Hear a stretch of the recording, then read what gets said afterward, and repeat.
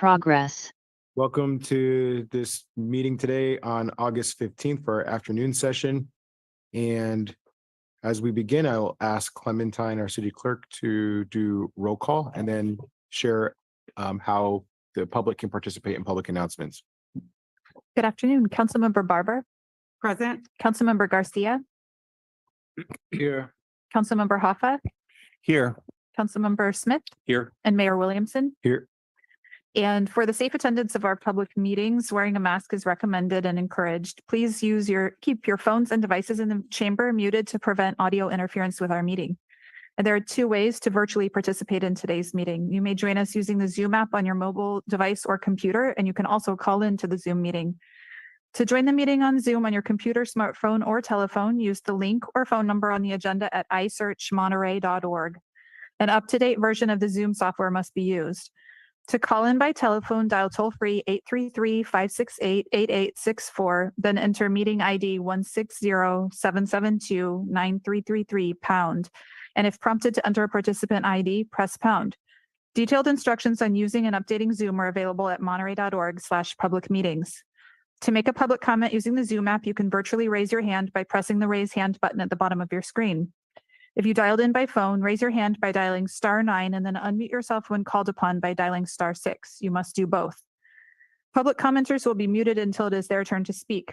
While calling each public speaker in the order of hands raised, please stay within the time limit established for today's meeting, and a countdown timer will be shown on the screen. If you're connected live on Zoom, the timer is accurate with no delay. Today's meeting is also streamed live on the city's YouTube account at youtube.com/City of Monterey with about 10 seconds delay, and on Comcast channel 25 with up to 90 seconds delay. And as always, we look forward to receiving your public comment. And on Comcast channel. All right. And before we get to the presentation, I do understand that there are some special occasions that are being celebrated today. And so I want to ask all of you to join me in singing happy birthday to our city attorney, Chrissy, and our colleague here on the council, Ed Smith. So, and when we do this so that we're consistent, it's happy birthday, dear Chrissy and Ed. Okay, that's how we'll do it. All right, so we're all consistent. Okay, ready? Here we go. Ready? It's 39 and 29. All right. I almost fell for it. All right. Next item. All right, ready, go. Happy birthday to you. Happy birthday to you. Happy birthday, Chrissy and Ed. Happy birthday to you. Woo! Would you like to share any words in your special day? No. Okay. And Ed. Enough has been said. All right. Awesome. Well, thank you all for entertaining that. Happy birthday to you both. And with that, we'll move on to presentations. Item number 1 on our agenda is recognition of DLI Quarterly Joint Service Awards. This is a tradition that we've kept up for some time now in the city of Monterey, and I think it just speaks a lot to the partnership between the city of Monterey and the Defense Language Institute. And so we're all just so proud of the work that you all are doing to learn languages and go out there and defend our country. So with that, I want to read a proclamation, and I think we're going to start off with Staff Sergeant April Benson. And I'm just going to read this one because they're all pretty much the same language. So the proclamation honoring the Defense Language Institute Foreign Language Center's Quarterly Joint Service Award recipient, Staff Sergeant April Benson, whereas the Defense Language Institute Foreign Language Center, DLIFLC, has established the Quarterly Joint Service Non-Commissioned Officer, Petty Officer, and Junior Enlisted Board. And whereas a recipient of the board award, Staff Sergeant April Benson has demonstrated extraordinary personal abilities, leadership skills, and knowledge of the history of the Presidio of Monterey and DLIFLC, chain of command, world events, customs and courtesies, first aid, code of conduct, uniform code of military justice, military leadership, and the armed forces insignia. And whereas the Monterey community is proud of the country's service members, as well as its outstanding relationship with DLIFLC. Now therefore be it proclaimed that I, Tyler Williamson, Mayor of the City of Monterey, on behalf of our city council and citizens hereby recognize Staff Sergeant April Benson, United States Army, for a job well done and thank them for their continuing contributions to the armed services in our nation. So with that, we invite you up to share a few words with us if you'd like, and then we'll take it from there. So please, everybody, give a round of applause. Добрий день, меня зовут April. Я сержант в американской армии. Сейчас я изучаю русский язык в военном институте иностранных языков. И я очень рада, что я здесь с вами сейчас. So good afternoon. My name is April Benson. I am studying Russian currently. And Oh, you weren't supposed to tell us that. We were going to guess. So no, it's okay. You're still getting the award, so don't worry. Okay. So I wouldn't have gotten it right anyway. Just do it again, pick another language. The key is русский язык, Russian language. So next time you hear it, Okay, you'll have an advantage. nice. I love it. Русский язык. But it's honestly such a privilege to be here. My backstory is my mother's Ukrainian. So when the war started in Ukraine, that was very personal for us, and our family had to be evacuated, including my grandmother. So I took it upon myself to apply to the Defense Language Institute to learn Russian, be able to communicate with my family, and eventually be able to offer my language assets in my job in the Army over with our European partners one day. Good. So thank you again for this opportunity. And I appreciate your time and dedication, not only to the city, but to the Defense Language Institute. So thank you. Well, we're all very proud of you. I want to ask, is your family safe? Yes, Okay. my family is safe. Awesome. All right. And So can you explain to the council what you're wearing on your right shoulder, please? Yes, so this award right here is called the Schnutzenschnär, which is the Army or the German shooting proficiency badge. of And course you that- would ask that question. Hans. So when I was stationed in Germany, I went down the range and I shot with our German counterparts and I won gold. So Congratulations. Yeah. All right. Awesome. Well, thank you. And then let's take a photo while you're up, and then yeah, congratulations. Come on up. thank you. Yeah, you can come around here. Yeah, you're good. Spitzenschnur.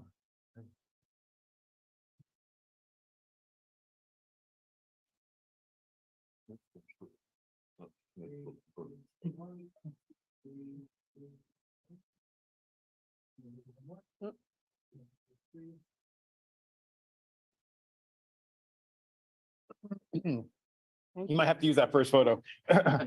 Congratulations. Congratulations. Yeah. Thank you. Congratulations.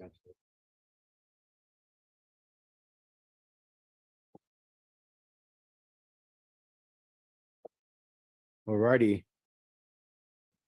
And next up, we have Sergeant Joshua Weaver.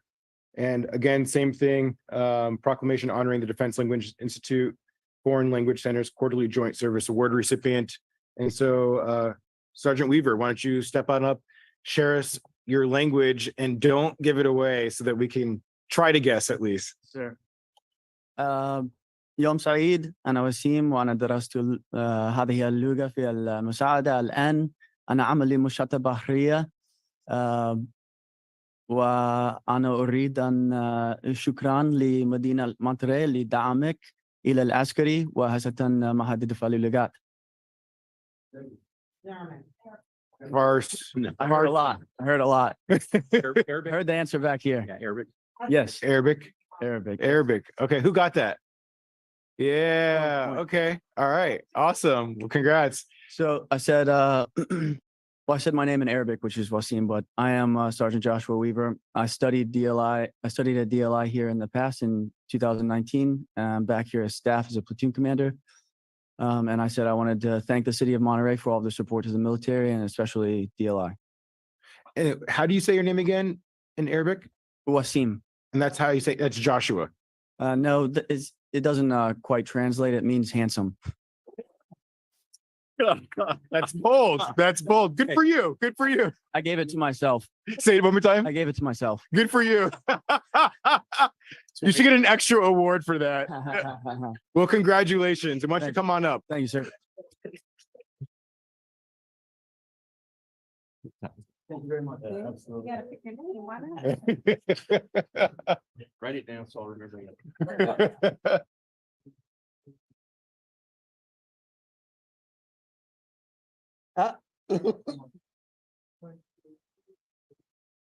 Okay, perfect. Awesome. All right, Thank you. Congratulations. Thank you very much. congratulations. I will. Every Sunday. Thank you. Yeah, absolutely. Thank you. Thank you. Oh, and Sergeant Weaver, while you're up, the other awardee was Lance Corporal Ryan Holman, who wasn't able to be here with us today. But I understand that you'll be accepting this on his behalf. Yes, sir. Awesome. Thank you.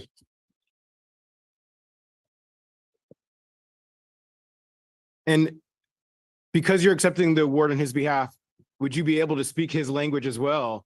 Absolutely not. What is his language? Lucky I speak English. I believe he is studying Farsi. Okay. So it sounds the same, but it's completely different. All right. Awesome. Okay. Awesome. Well, thanks to you all and congratulations again. And don't feel like you have to hang around either. So, all right. And with that, we will move on to public comments for items that are not on today's agenda. So you will have your 3 minutes. Good afternoon, Steve Lightfoot here of LennonMurderTruth.com. Imagine a world where your electricity in your car can be generated not by another motor, but by some generator device on all four wheels. As it turns, just like the cards in your bicycle spokes, little drag, little friction, but it creates energy. This could be possible, but not without my John Lennon murder expose, because the mafia runs our government. They're not going to let that get made. They're going to stop it because they want it to make money for them. How are you going to make money off a car like that you can drive for free? A high school student could invent something this basic, but why isn't it out there? It's because the mafia runs everything. You need a celebrity like John Lennon to get over that, and I'm that guy. Imagine a world where Philadelphia, New York City, Detroit, New Orleans are not a parking jail, where you're not hunted by roving bands of bandits ticketing you. Imagine a world where you can go to the East Coast and not have to pay $20 to go on a toll road. This could all be possible. Imagine the mafia out of New York City, DC, Miami. Imagine them sidelined. It can only happen with a celebrity. You can't do it any other way. You need to have a celebrity point them out on the carpet, say why we got to unite against whatever they're involved with and boycott it till they're out of business. Now, it took me a long time to figure out that it was the Italian mafia mostly that got started in Sicily that runs our world. Add the Jewish mafia, add the Irish mafia, you name it. The mafia runs our government. J. Edgar Hoover was a mafioso. He pretended they didn't exist and was the first to call Bobby when his brother was killed. Yeah, we killed somebody killed your brother. You're going to quit now, trying to put us out of business? That's what's going on, folks. That's why Trump's being hounded like a dog by these people who own the DOJ. They started out buying policemen, judges, DAs. Now they own the whole kit and caboodle through terrorism. They're terrorists. They sell poison and drugs everywhere. I found out here locally when they wrecked my van trying to get my teeth fixed, tried to cite me for DUI. Then this department tried to cite me for DUI. And then a guy who claimed I'm hit and run him wound up dead in the same car a year later. And all these kinds of weird things happening to me, cruel things, not just by the FBI, not just by the police, but by the mafia. Now, I'm going to use my last 30 seconds here to say one thing over and over and over. I have a website, LennonMurderTruth.com. Go to the footnotes and new developments page, people. And you're going to come up with Pussy Public Exposed, Monterey Repent. Pretty much how I felt when you gave me a no-show on my last rally. And you scroll down a few more pages and it says our Italian mafia problem. It's about 8, 9, 10 pages. Read it.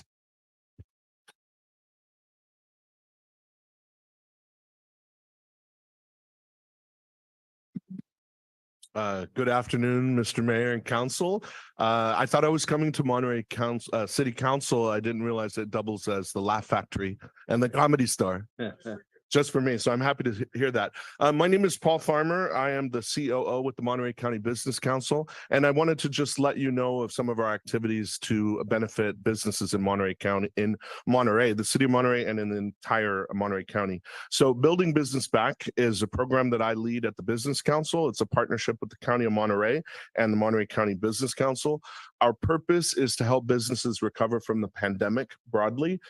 More broadly, it's any resources that help businesses, whether that's grants, loans, other resources. We created a website hub for that at montereycountybusiness.com. In your community, I wanted to let you know what we're doing. We've been in talks with your staff, including Hans and myself, supporting some initiatives of the city. We just started with the Monterey Peninsula Chamber of Commerce to do satellite hours on the second Tuesday of the month, when one of my staff members will be available at the chamber's offices just to speak to businesses if they need some help and they don't know where to go. So we can either help them directly, or we can also refer them to other folks. So basically, we do a series of workshops that are free. They're throughout the county, 15 plus per year. They're all available by Zoom. Todos están en español también. That's my opportunity to brag about. We all speak Spanish as well. So I just wanted to come here directly to you all and let you know that we're here to help support the business community here in Monterey. And I will send my contact info and the website to the clerk of the board to share with you all. If you have anything that we can help with, please refer them over to us. And that's my 2 minutes, and I don't even have any bad jokes. Thank you. My email is paul@mcbc for Monterey County Business Council.biz. Thank you. Thank you.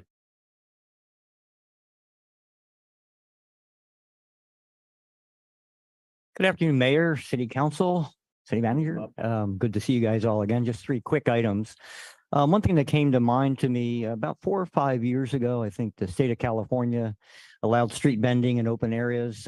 City Council had a permit process, which they set up for that. And I just noticed it has grown a lot there along the wharf, but I don't see any kind of permits or anything like that. So I'd just like to see and check that we're keeping that in control of what's going on. Some of them are getting quite extreme, and they go against the businesses here that invest a lot of money. Secondly, I'd like to say that I'm backing up We Pray Monterey. We're doing monthly prayers for area churches. That has been exploding. We have had about 14 churches plus that have really wanted to do this. And what we're doing is bringing people together from various churches at a different location. We have one this Wednesday at 6:30 to 8:30. It's the Calvary Chapel Lighthouse Group, and there's 5 different churches coming together for prayer for 2 hours at 515 Junipero Avenue. That's on the community center there. And then finally, I'd like to say that our Supreme Court came out and they have affirmed the fact that we are the property owners at Cannery Row. So 2 weeks ago, we got possession back and have been cleaning the place up, patching holes, fixing up the warehouse, doing a lot of work on that. And we're really happy with that. And right now I'm negotiating with a huge partner. I hope that we'll get some interest will come through with that, but we're hoping to get that project going forward. Our next hurdle now will be with the Coastal Commission. They pulled our permit back, questioning the fact whether we owned the property, but it was proven by the Supreme Court and by the Superior Courts, appellate courts, that we are the owners, have always been the owners since July 2017. So we're feeling pretty good about it. You never know with the courts, but 80% chance we're expecting we shall win that. So looking forward to moving this project for you guys. Again, for anyone in the city, I'm very open to seeing what we can do to make it something that's agreeable to the city, something that really helps people, helps the businesses, whatever we can do. Thank you all for your time. Anybody else in the chamber wish to speak to items that are not on this evening's agenda? All right, let's take it online. There are currently no hands raised, Mr. Mayor. All right, we'll bring it back to the council. And with that, we'll move on to consent agenda. Does anybody on the council wish to pull anything on the consent calendar? Item number 3. Item number 3. All right. Anything else? I just had a comment on item 8. Okay. Why don't you go ahead and make your comment, Councilmember? Yeah, so item 8 for the public. This is our staff is going to be applying for an AMBAG REAP grant, which hopefully will help with the affordable housing project we're working on behind City Hall. So I just wanted to express my appreciation to staff for picking that up and making that application. And I think it's an appropriate one. So thank you very much.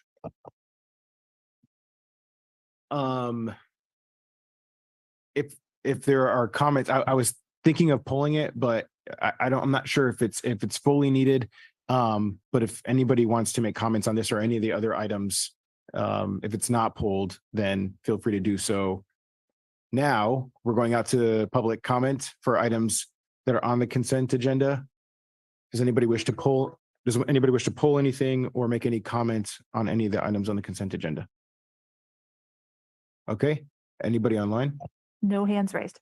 No hands raised. Okay, perfect. I'll just kind of echo Alan's comments on item number 8. I think it's a great opportunity, and just want to give some appreciation to Vanessa Diffenbaugh with MidPenn, who's been a great partner in helping us get to this point and making sure that this project is going to be successful when it comes to fruition. So many thanks for that partnership. All right, so with the exception of number 3, is there a motion? Motion second. All right, so moved and seconded. Any other comments? All those in favor? Aye. Any opposed? All right, motion passes unanimously. Let's go on and take item number 3. It's award a construction contract in the amount of $3,672,900 to A Tykert and Son, Inc., DBA Tykert Construction for the citywide road surface repair project, phase 4. So I'll pass to Hans for staff presentation. Thank you, Mr. Mayor. This is again a project funded through Measure S. It allocates a little over $3.6 million to this phase of our citywide resurfacing and repair project. The list of the streets that are being resurfaced can be found in attachment 2. You see of the bid spread that we got very favorable bids. Our engineering estimate is also shared with you, and I know that Councilmember Smith always makes it a point to talk about those contracts to ensure that the public also learns about how we are spending Measure P and Measure S money conscientiously in our road resurfacing. Our latest PCI report, that is basically the indicator of how our pavements are doing, what is the general condition of the pavement condition index, I think was 70. We hit 70. So we when we started all this out, I think we were at 51. That was 2014, 2015, and over the years it has improved now to 70. So that's all good and fine. And again, thanks to the voters approving Measure P, Measure S, that money is well spent in the city's roadways, sidewalks, and storm drains. It's always good to get to a nice round number. Councilmember Smith. Well, since he covered everything, I don't know why I came. He's making it easy for you. He is. That's why we have such a great city manager. Thank you, Hans. In a nutshell, yes, he captured it. Yes, I kind of have this thing like if it's over $1 million, that's kind of my trigger point where I just think, in all transparency and good government, we ought to be able to not hide things in this consent. So fully support it. And I want to thank the voters again, as Hans has indicated, that this would not be possible had it not been for first Measure P and then Measure S. And then, of course, the follow on with the Transportation Authority, Monterey County with Measure X, which is the larger projects countywide. So this particular one, I really encourage everybody to look at attachment 2, as Hans has indicated, because it tells you exactly the streets, the project.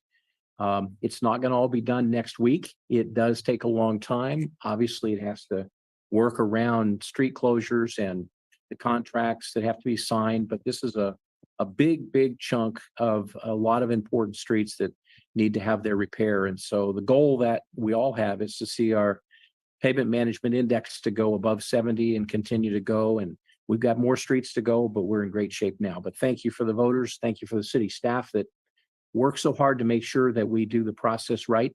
It's good to see that we had a lot of bidders. They were all not too far away from each other. So that's always comfortable to see.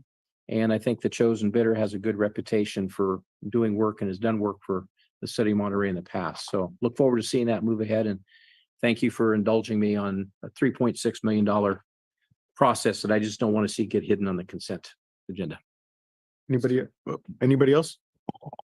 I'll just add, and if I understand correctly, how we went through these various projects with the use of the Measure P, Measure S funds is we did the easy stuff first. And so as we're going along here, it's a little bit more complicated project. So it will take a little bit more time and effort, but much appreciation to the entire team for the efforts there. So, all right, with that, we'll take it out for public comment. Anybody in the chamber wish to speak on this item? All right, let's take it online. Yes, we do have a comment from Mr. Malkin. Good afternoon, everybody. A couple of months back, I had questioned why what most of us on this side of the city consider an important street, North Fremont, was taking so long to get repaved. The city of Seaside did theirs, and it abruptly cuts off about halfway up the Safeway parking lot.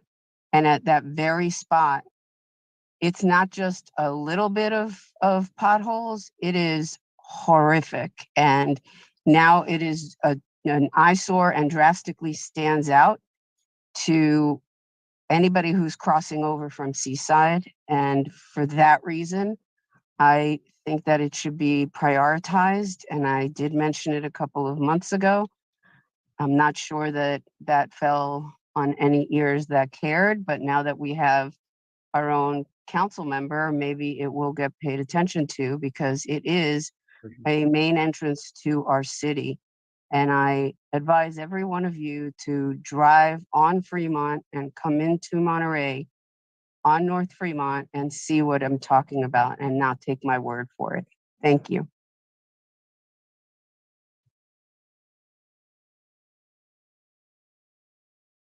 Thank you. And there are no other hands raised on Zoom, Mr. Mayor. Perfect. Thanks for the public comment. All right, we'll bring it back for deliberation or into our motion. I'll make a motion that we approve item number 3 on the agenda. Was there a second? All right, so moving seconded. Any other discussion? All right, all those in favor? Aye. Any opposed? Motion passes unanimously. And with that, we will move on to the public appearance item, number 10, which is the first reading of ordinance adding chapter 2, article 1, section 2-1.06 to the Monterey City Code to increase compensation for the mayor and city council members. Sounds weird, but with that, I will pass it off to city manager for staff presentation. Yeah, thank you, Mr. Mayor. The council had a chance to discuss this 2 weeks ago when we brought this proposed ordinance forward. We also shared with you the background with respect to adjusting the amounts, the stipend amounts for the council members as well as for the mayor. The law requires us to have another item like this one as a public appearance item, the first time for the first reading again brought forward. The reasons again are that the governor in June, end of June 2023, signed SB 329 into law, allowing now for a city council member pay to increase in general law cities. And the city of Monterey, in its which is a charter city, has actually a charter provision that allows us to run in parallel with general law cities for matters of that kind.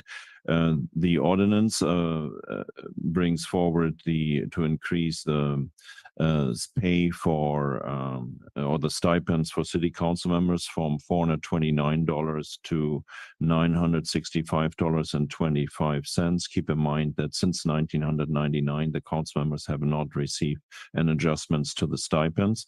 In parallel, the mayor, the last time the mayor's stipends was adjusted was in 2002 to $675. That's what it is today. The ordinance proposes to bring up the stipend for the mayor to $1,417.50. And this is the first reading of the ordinance, and there will be, if should the council pass this ordinance, there will be a second reading in 2 weeks, and then the whole ordinance or the actually stipend adjustment becomes effective in January 24. The ordinance becomes effective 30 days after the second reading. So the stipends, though, will become effective January 1st, 2024. And that concludes my presentation. Awesome. Thank you, Hans. Any questions from the council? All right, let's take it out to the public. Anybody in the chamber wish to speak on this item? Alrighty, we'll take it online. Yep, I will call on Ms. Malkin again. Thanks again. I'm really happy to see this getting such priority. I'm just wondering how come some other issues haven't been proposed so quickly to first and second ordinance readings. But I have a question as to why, if the second ordinance is going to be read in a month or so, why the stipends wouldn't go into effect until January. This was a conversation that was being had way before the governor signed what he signed. And it seems kind of off to expedite the ordinances, but have to wait until January for them to take effect. So other than that, I sincerely hope that the reason I push for this is to see more lower income people that are qualified and interested in running for a seat on our city council for better representation is what results from this. But even if it doesn't immediately, in the long run, it was way overdue. Thank you.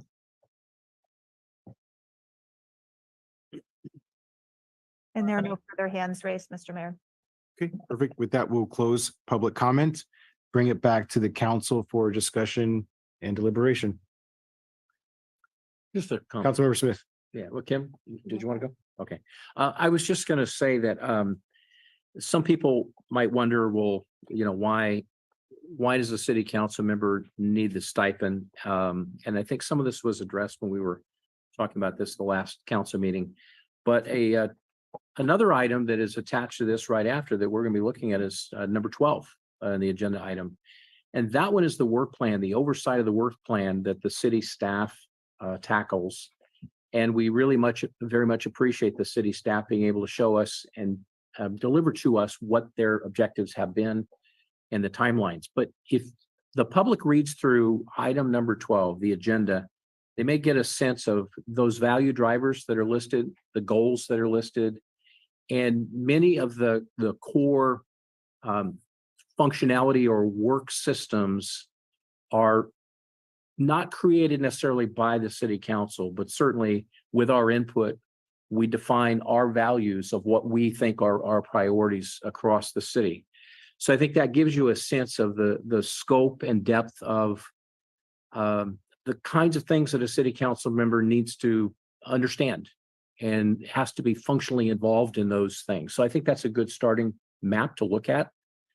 And also all the committees that we serve on, there is a list of those that's on the website where you can see each one of your council members and the mayor of which boards and commissions that they serve on. And I think we're at about 21. Hans probably knows better, but north of 20 boards and committees that we all serve on.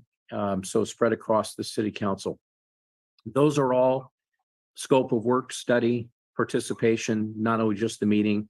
And a council member doesn't just read a packet and say yes. So there's a lot more that goes behind that. So I guess I'm just encouraging the public to get your hands around the data that's there that sort of gets a sense of, we want you to get closer to what it is that we do. We want you to know how we do it. And we also want others to consider that maybe this is something that you would like to do to represent your district and your city. And we encourage people to consider elections to get involved and step forward and understand the job and be willing to take the job.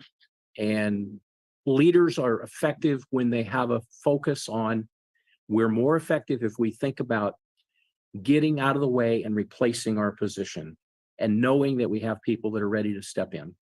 And I think that's the success of all councils and should be our focus, that we make sure that the city is always well run and there's other people right behind us that are ready to step up and do the work, get elected, and participate in representing their district and their city. So that's just a little history lesson and a comment about the way I'm sort of approaching this. And I think that we want to see more people get involved. Appreciate it, Councilmember Smith. Real quick, item number 11 is the city staff work program. And what's Thank you. helpful beyond the agenda report in that is the attachment number 1, Yeah. which is the actual work plan, which is about 42 pages long, looking at all those things. So Item just, number 11. just to kind of help with the reference. And then I apologize because before I went to the council, I meant to turn to Chrissy and see if staff could answer the question that was asked during public comment regarding I can do it. Yeah. why we're waiting till January, I think is what the. Yeah, so number one, the ordinance will be read again in 2 weeks, not in 4. And then in 2 weeks after the second reading, it takes 30 days until an ordinance becomes effective. SB 329 allows the adjustment per government code by the earliest January 1st, 2024. Awesome. Thank you for that clarification. We'll bring it back to the council for discussion. You good? Anybody on this side? Councilmember Hoffa. Yeah, I'll just repeat what I said last time, that the objective is to hopefully encourage greater participation, greater competition for council seats, encourage more diversity in terms of all different categories, but also income. And so that hopefully working class and lower income folks, single parents, feel like this is something they could actually afford to do if they do have the interest in serving. Perfect. And Councilmember Garcia. Okay. And not to belabor the points that have already been made, but after I read the title of it, I described how uncomfortable it is, because it is an uncomfortable thing to talk about giving ourselves raises, and that's not really the intent. The intent is regarding specifically what both Councilmember Smith and Hoffa had said. So without repeating that, I just kind of wanted to echo that and appreciate the council for the support in moving this forward. So with that, entertain a motion. All right, is there a second? Second. All right, moving to seconded. Any other discussion? All right, all those in favor? Aye. Aye. Any opposed? Motion passes unanimously. All right, with that, we will take public comment on closed session agenda, on closed session items. There are 3 items. The first is property negotiation, 30 Fisherman's Wharf, San Pedro Fish Company. The second is property negotiation, 601 Wave Street, Verizon. And the third is litigation update. So anybody in the chamber wish to speak on any of those items? All right, we'll take it online. There are no hands raised, Mr. Mayor. All right, and with that, we will go ahead and adjourn to closed session. Thank you, everybody. Enjoy this beautiful weather.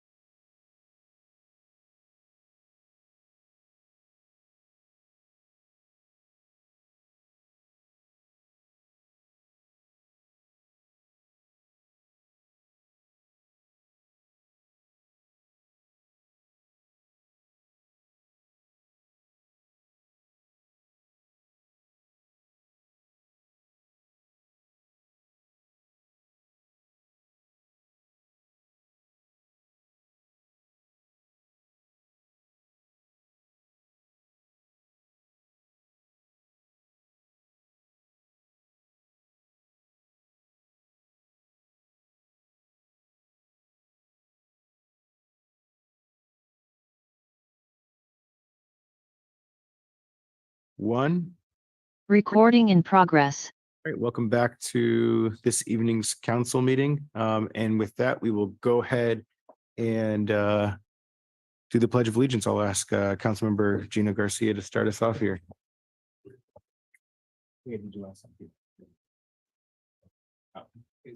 Flag, let's ready again.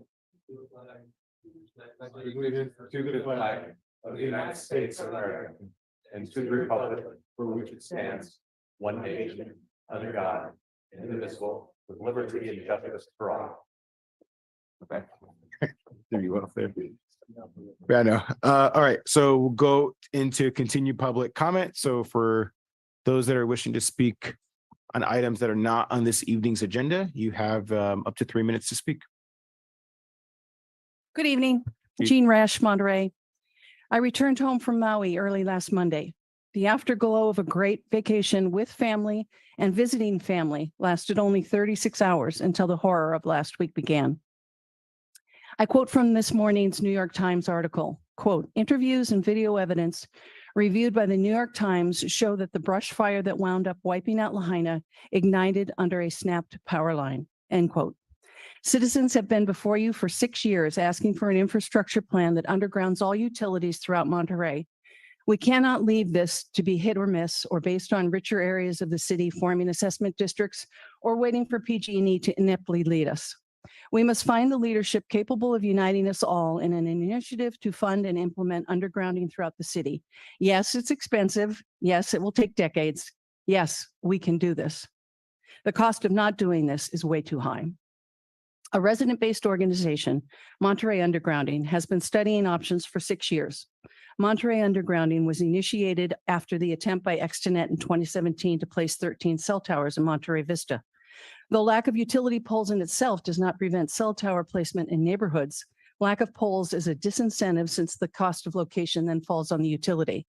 Additionally, at that time, attempts were made by a couple Monterey Vista representatives during Measure S negotiations, myself included, to include in the initiative undergrounding when streets were torn up. We were a minority voice and failed. Interest in undergrounding then skyrocketed with the ensuing fires throughout our state and county, including the 2018 Camp Fire that we know resulted from faulty power lines. We now have increasing fires of greater intensity than ever before.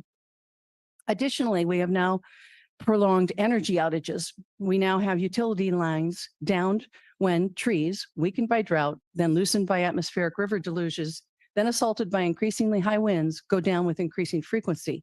We then have blocked emergency escapes. PG&E's response locally is to butcher trees near poles and turn off power. The result is that we now have a situation where pressure resulting from climate change is placed to create all-electric homes, combined with a utility provider that must necessarily handle crises by shutting off electricity. This is unsustainable. We need an undergrounding initiative and localized energy plan to keep homes and businesses powered. The cost of undergrounding pales in comparison to the cost of lost business, wasted food, and emergency housing during blackouts of all electric homes, and by the cost of life and property during these increasingly horrific fires and storms. Inaction is no longer acceptable. Thank you.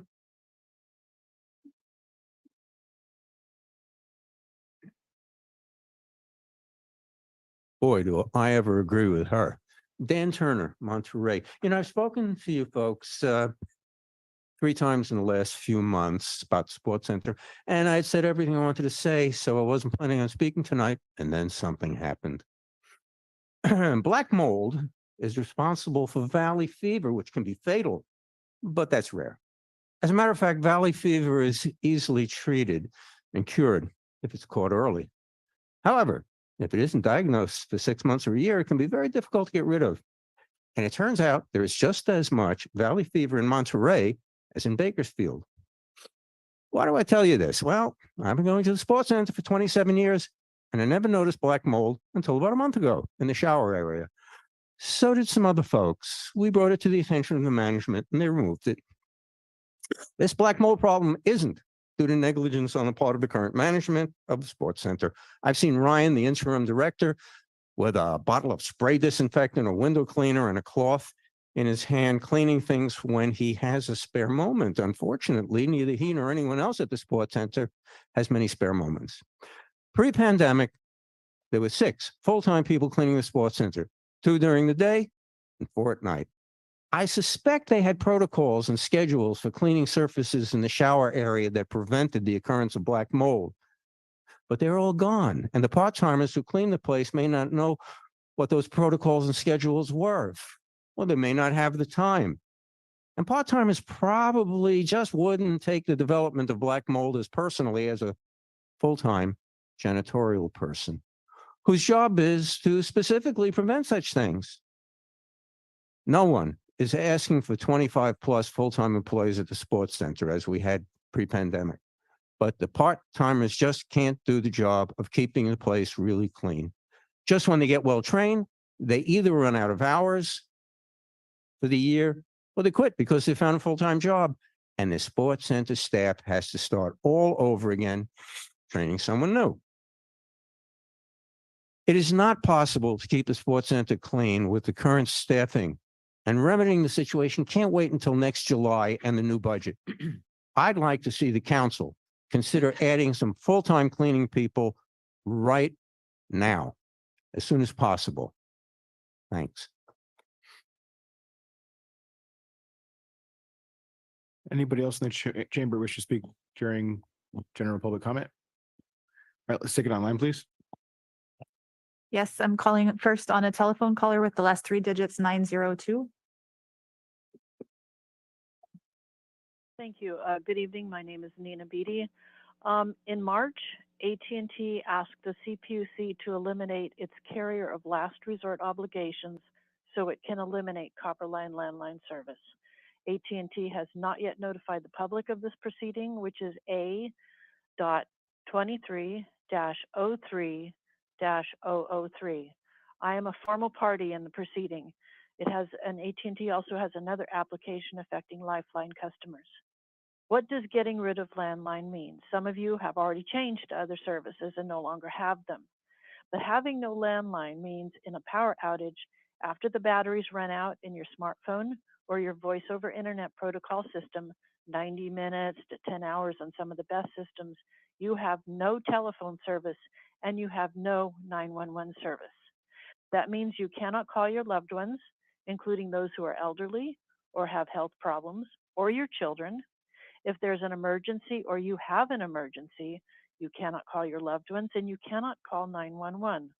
Also, emergency services cannot call you, like evacuation. That means that if there's a fire, like in Paradise, and you gave up your landline, as many did, you will not be able to get the call to evacuate, and you cannot call your neighbors. Emergency personnel may not be able to locate where you are in emergency either. This has been a long-standing problem. But AT&T wants you to switch to this insecure system. Read the fine print. By contrast, the premier Copperline system has battery backup that lasts for weeks, and in some cases it's even lasted for months, and it powers all the phones connected to it. When you pick up a landline, it is on.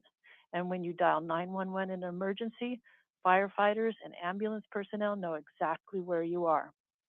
AT&T has done its best to discourage customers from retaining their landlines. It has lied to customers about landline availability, and it hasn't maintained its equipment. Reforms are badly needed to make sure landline service is affordable for everyone, and AT&T maintains its equipment to the past high standards. But eliminating this amazing backbone telephone system that also provides DSL internet service puts the public in jeopardy, especially now in this era of extreme weather and frequent disasters. And again, Paradise was an example of this situation. So I ask you to contact your state representatives, community groups, and the CPUC and demand that they keep this vital, essential system in place and maintained to the highest standards. This is urgent for public safety. And then secondly, I want to bring to your attention that on the 3rd of August, there was a jet that took off from Monterey Airport and buzzed homes in the Monterey area. I don't know if afterburners were on. I got out of the house after the jet was already passed. This is inexcusable. The sound was excruciating. And there's been increasing noise coming from military jets taking off from the airport. This has to stop. And if that means banning military personnel from the airport. All right, thank you. That 3 minutes has passed, and I will call on the next commenter. This is a telephone caller with the last three digits, 705. Go ahead, please. Yes, before you put me on the timer, I sent in some photos for you to put up on the screen. Have you been able to do that? Yes, we're going Miss to Lorna, just a second. can you tell me when you've got that up? Those are showing, yes. Okay, thank you. I want to thank Mayor and Alan Hoffa for their role in stopping herbicides at Iris Canyon. Not only did you forbid a great poisoning of all the creatures and insects like the bees that inhabit that precious wetland, but you also saved some trees which are crucial in preventing erosion and sediment to Turtle Pond and Lake Elistero. I also want to thank Hans, Mayor Williamson, and City Council members for saving our city's Monterey Sanctuary from cruise ship madness. These cruise ships do not belong in our tiny hot ports. One oil or gas slick accident and our sea otters are wiped out along with everything else. I don't think our business community appreciates how important our marine environment is and the need for protecting it. People come from all over the world to see its diversity, from the monarchs to the whales. Did you know that our sanctuary is the most important sanctuary in the world, according to the documentary Blue Planet? This is because all the world's marine life, all of it, comes here to feed on the plankton blooms off our coast once a year. It is a phenomena that happens nowhere else in the world, and one cruise ship disaster can end it all. I often wondered as I watched these monstrosities come to our port, how many baby sea otters were churned to bits by those powerful engines, and no one the wiser. The terrible pollution the small boats created, making our air as nasty as Mexico City on a bad day. Cruise ships burn up to 250 tons of fuel a day that was polluting our air, our lungs, our children, and our sanctuary. The wharf is packed with tourists practically all year. They have more tourists than they can accommodate, and wait times for tables can be as much as an hour. The wharf is an ant-heap of tourists. Will the Chamber of Commerce ever be satisfied? Will the wharf businesses? I don't think so. So I want to thank you for taking such an important step in protecting our area and our sanctuary from cruise ship madness. Now up on the screen, you see three pictures, or at least one or two.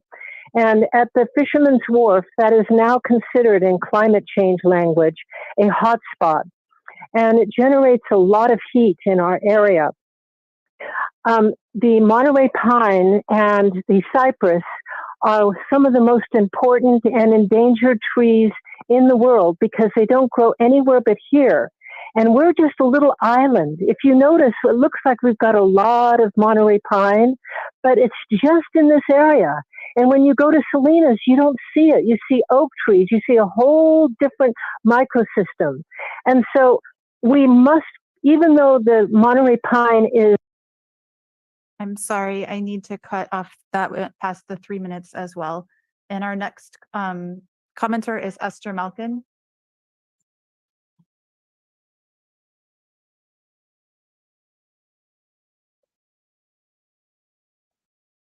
Esther?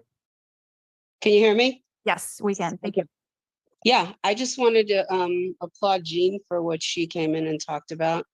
It's always interesting to see what happens elsewhere and think that it's not going to happen here. And this is a sad reminder.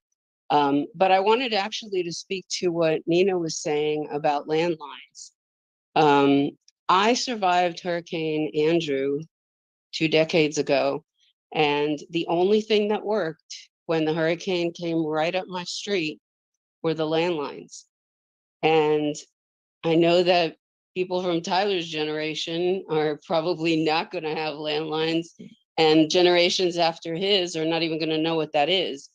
But it is an important infrastructure to keep, and it is very unaffordable. I mean, I have a landline with absolutely nothing on it, including no short distance service, because I can't call from my house to Seaside, to the north side of Seaside, without it being considered long distance. But I do get reverse 911 calls on it. And when I lost my cell phone a couple of years ago, after hours, when you couldn't walk into a Verizon phone, I had my landline to fall back on. So I do think that Nina has a very valid point, and that we should be considering keeping, landlines affordable and not making it an afterthought, because we never know when you're going to need them. And just because everybody doesn't have one, I know on my block, 4 or 5 of us in a row have one. So if another block in our neighborhood doesn't have them, at least we have some access. But the affordability factor is very, real. And whatever we can do to influence AT&T, which is not going to come from the consumers, because the CUPC never listens to us. I've attended a number of meetings for various utilities, and it's just for the optics that they come and they set up a meeting and they go ahead and do what they want anyway. So if there is anything that the city council can do about that, many of us with landlines would appreciate it. Thank you. And I do not have any further hands raised on Zoom, Mr. Mayor. Okay, thank you, Clementine. And thanks for all those that shared during public comment. All right, and with that, we'll ask staff to provide announcements from closed session. Thank you, Mr. Mayor. Closed session item number 1 was a conference with real property negotiators pursuant to Government Code Section 54956.8 pertaining to 30 Fisherman's Wharf. On a unanimous roll call vote, confidential direction was given to the city's real property negotiators. On item number 2, a closed session conference with real property negotiators, also pursuant to 54956.8 pertaining to 601 Wave Street, which is the Cannery Row parking garage pertaining to the Verizon wireless application.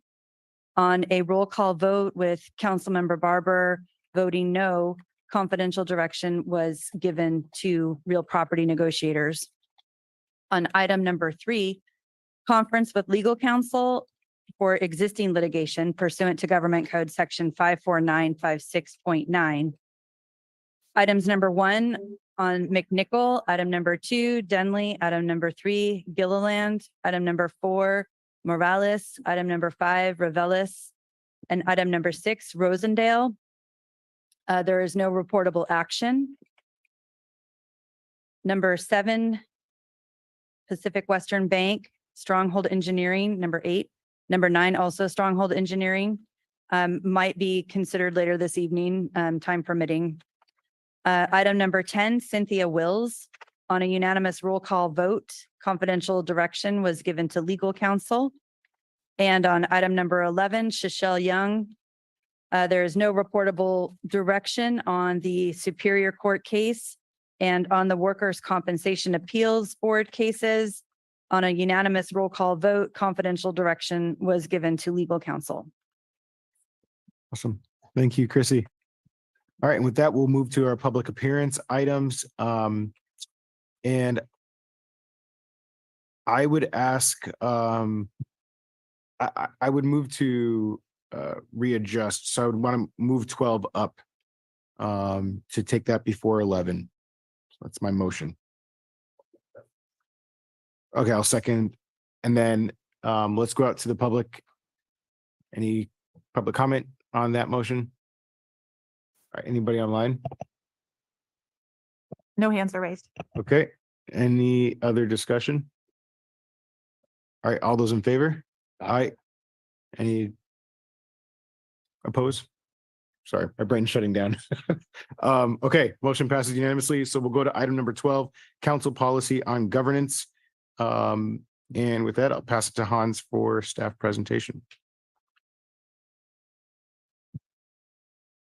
Thank you, Mr. Mayor. From time to time, the city council takes uses an opportunity to discuss items around the topic of governance. How would you like to address certain topics? The law allows you certain different degrees of liberty there within the framework of the Brown Act and other rules.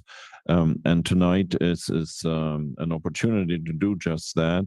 It's usually always also well timed to do this when you have a relatively new council sitting there, or you have a new mayor in charge also who also understands that the management and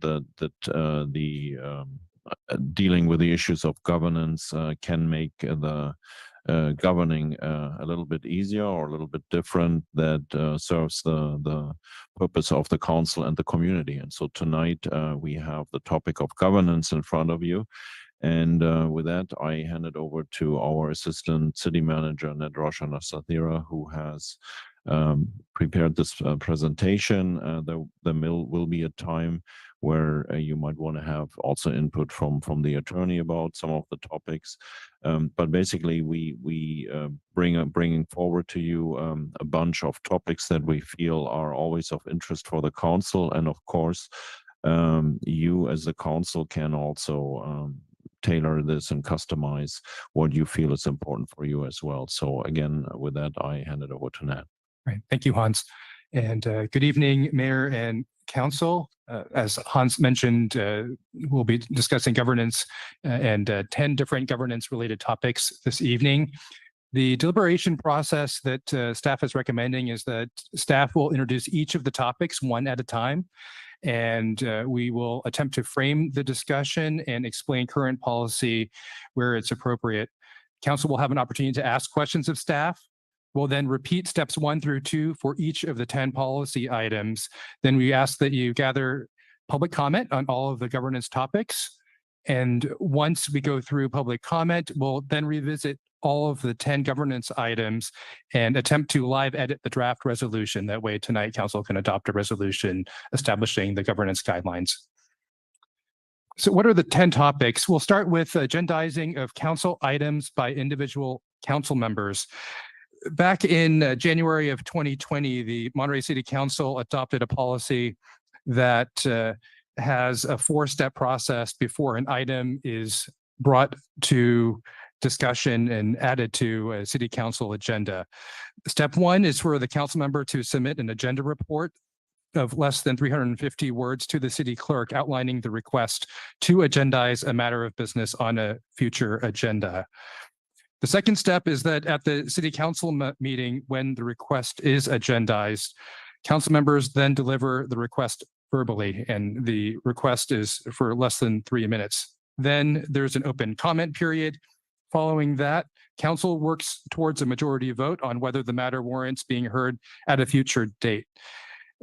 The goal of this is not to discuss the item at length, but rather identify whether or not that item should be brought forward at a future council meeting or not. After the January 2020 meeting, the city council established a new section in the agenda that actually is when an item is added for request for agendized. It's under that header, request for agendized. And it's been used only a handful of times each year. And that's the current policy that exists today. If council has any questions, we'll just focus on questions at this time, but we'll go through each of the policy items. Are there any questions regarding the current process, current policy? Any questions on this side? No? Okay. We'll go on to the second topic. This is appointing members to boards, commissions, and committees, and Clementine will provide a few highlights on the current process. Yes, so for a number of years now, the mayor has been the subcommittee of one who reviews the applicants, does interviews with them with the assistance of the city clerk's office, and then provides recommendations to the council. However, as you know, it's the council who makes the final decision about whom to appoint. As a little bit of background, there's a government code section called the Maddie Act that the city clerk's office is required to follow all of those provisions in order to post vacancies and fill them. There's certain timelines involved, and to make sure that we leave enough time for people to apply for a vacancy. And we do outreach about vacancies using a constant contact list. We have more than 300 subscribers, and they get very good engagement. We can see on Constant Contact who is interested, and we do get most of our applications, it seems, through that source. Are there any questions about that process? Any questions? Great, thank you, Clementine. On to topic number 3. This item was requested by Mayor Williamson to be discussed this evening, is regarding the city budget and public engagement relating to the city budget. Currently, the city provides a primer on the upcoming budget in usually April, and then in May and June, multiple meetings take place where the draft budget is presented, and those are some of the many opportunities throughout the year for members of the public to provide feedback on the draft budget. Any questions? We don't have a detailed report for this, but able to answer any questions that you might have before you deliberate. And so typically in the past, the opportunity that community has to provide public comment is done during council meeting, correct? That's correct. Okay, thank you. Okay, any other questions? Okay, we'll go on to topic 4. This is council member participation at conferences, trainings, and events. Currently, the criteria is based off of the city's purchasing manual, and it applies to mayors, council members, as well as city employees, that, quote, all expenses related to travel should be limited to those deemed reasonable and necessary, quote unquote. And currently, what is budgeted for travel and meetings for the current fiscal year is $7,500 total, or approximately $1,500 per council member per year.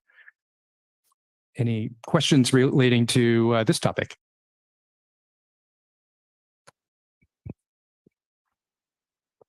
Has the council pretty much stayed within that budget in recent years? Have we had instances where we didn't? I guess would be my first question. I haven't run the numbers, but I want to share with you, commonly we will exceed $7,500. So there's enough money in the budget to do that. We balance the same appropriation unit then appropriately to ensure that council members can do that. So yes, I would say we are every year north of $7,500. During COVID, maybe not as much, but now that we are back to normal, based on what some of the council members have already traveled, you can say yes, we will be north of 7,500. I think, are you jumping through a question? Another question I have is, sometimes I think there are council members that go to conferences or participate in something and the rest of the council is not aware. So I'm not sure, is it possible for us to implement a process where at least the council is given awareness so that there's opportunity for others to participate and attend, if there's a desire to do so? Yeah, yes, we usually send information out to the council, but also where travel costs incur is if you are on a committee that requires you to travel. Pre-COVID, the police and safety committee was one of them that required travel to Sacramento. The mayor is on a mayor committee for the state of California. We usually send invitations out, and it's up to the council members to sign up for that or not.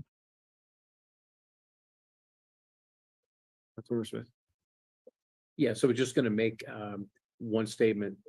I don't know where it's written, if it's an old version or in an ordinance, but I was always told that if we go to a conference, we're supposed to come back and report that to the full council. And so is that codified somewhere?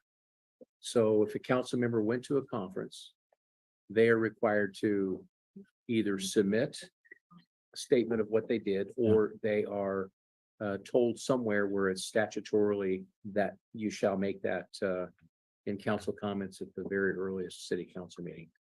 Yep. Clementine is researching it. We believe there may be a policy that requires a report out in relation to an outside agency appointment, but not necessarily for city business as a council member outside of that. Yeah. So if you're serving on MST or TAMC, yes. So, We have that option to add that. yeah, bless you. So this is Thank you. question time, but I just, I think that that's something that we could come back and put some more teeth to that one. That is an option. Yes. Thank you. Councilmember Barber. So with the different conferences and trainings, that are available. Is your mic on? Sorry about that. So with the different conferences and trainings that are available, and I know you were talking about being able to report back out, I think that's great too. But I think it depends on like what you're going for, like if you're going for just compliance or legal things. I mean, how would you come back and report that out? That would be like one thing as far as saying, okay, I learned about XYZ and compliance. I mean, as far as that being public, with something the public would want to know about. The other part is, I wanted to find out for the different conferences and trainings and events that are open, how are we to find out some things that may not be in the realm of what has been in the past? Like, in other words, are there new conferences or new trainings or new opportunities that would be beneficial for the city or for us to be able to go to? Is there anyone that deals with that in the city that looks those things up, that has that type of information? I think currently we look towards the traditional training opportunities and conferences that city council members in California attend, whether that's the National League of Cities, the League of California Cities annual conference. League of California Cities also holds a new council member and mayor's academy, as well as an executive forum annually. Those are the types of venues. If there's an interest in exploring other types of conferences, which I believe is the question, we can certainly research that too. But we do not have an focused approved list per se that is council members are eligible to only attend. There's a little bit of flexibility. The Association for Defense Communities is another one that some council members like to attend. Any other questions on this one? All right. We'll go on to topic number 5, which is the letterhead policy. So often from time to time, individual members of the city council may wish to either sign a letter of support or a letter of opposition on state legislation or on a certain policy issue before the city council provides feedback as a whole. And this can be challenging sometimes when the position letter is signed on letterhead and the recipient of the letter believes that this is the position of the entire city council and not an individual council member. So at this time, staff does recommend a policy that there should be a consensus among the entire city council before a legislative position is submitted by council member on city letterhead. Of course, individual city council members can continue to provide feedback, but that if it is individual and not on a city policy that has been decided among the council, that should be on individual letterhead versus city letterhead. So that is the staff recommendation, and we're happy to take any questions you have on that recommendation. Any questions? So to clarify, say, for example, I wanted to send like a thank you to an individual or an organization. Would that be acceptable to put on the city letterhead? Yeah, the nuance there, I think a thank you is permitted. I support this assembly bill or Senate bill can become challenging if your peers have not also agreed. Is it fair to say that as long as there's no position being communicated, then it's a thank you letter to Together and for Women, where you attended a reception is I think totally fine. It is more here about when we get invited to comment on legislature that comes either from the assembly members or the state senators, or it comes from the League of California Cities. That's where we as staff suggest we'll build consensus among the council and then send it out on letterhead. Okay, thank you. Robert? So mine's is real easy and quick. So where is this letterhead? Do we get the letterhead from a staff, or I'm just curious of how that happens. The letterhead is in our office, yes. So we would just go to staff and have that. It's not like it's something that we have access to that you can download or anything like No, that. you can also download it or write it. Yes, the question that so just to clarify one more time in case we didn't make this point. This is just about using letterhead for legislating to writing in support or opposition. We usually bring it to you as part of an agenda report. Mhm. And there is actually the draft of the letter attached to that, and that will then be sent by us, signed in all likelihood always by the mayor. Right, This- that's fine. I was yeah. talking in an example of like Got it. Congressman, I'm going to call you Congressman, okay. Councilman Garcia, Yeah. So talking about the thank you letter. If we Yes, wanted we- to do that, how would we? we have a total palette of things that we can share with you, including letterhead, but also thank you notes for the city seal on it, or Colton Hall on it, or different versions. So Greatly for all those letters of thanks or other notes that you want to send out, we have also, aside from the letterhead, other opportunities that we Okay. can share. I was just curious. Thank you. Anybody else? I don't have a question, but I do have a comment because it's somewhat related to the questions that were asked. So this was raised because I brought it forward. And when I was a council member, there were letters signed by the mayor that were sent to the state that didn't get the approval of the council. So I appreciate the effort to say that there should be council approval. And in fact, there was an effort for me as mayor to sign something, and I suggested that the council consider it before I sign it, even though it seemed insignificant. So I definitely agree that if there's a position that the city is taking and we're submitting it into a system and it's the stance of the city, that it's important for the council to approve that. I'm not against a council member or the mayor as an individual elected official for sending something in and using letterhead, as long as there is a statement that iterates that they're speaking on behalf of themselves as an elected official and not on behalf of the city. And that maybe something be included in the process or policy that they are not to submit that through some official system that would give an appearance that it's on behalf of the city. But I don't want to restrict, right? Like if staff ends up giving a council member at some point a letterhead and they go home and print it and they say, I support this legislation. I don't want to create extra barriers to what electeds do, but I think being clear that you're not representing the city is an important element of that discussion. The challenge that we encountered, and this what you're stating, Mr. Mayor, is absolutely logical. But what we encountered is that the electronic submittal of letters go through portals in the state, and those letters start off by, are you against or for it? I'm against it. Who are you?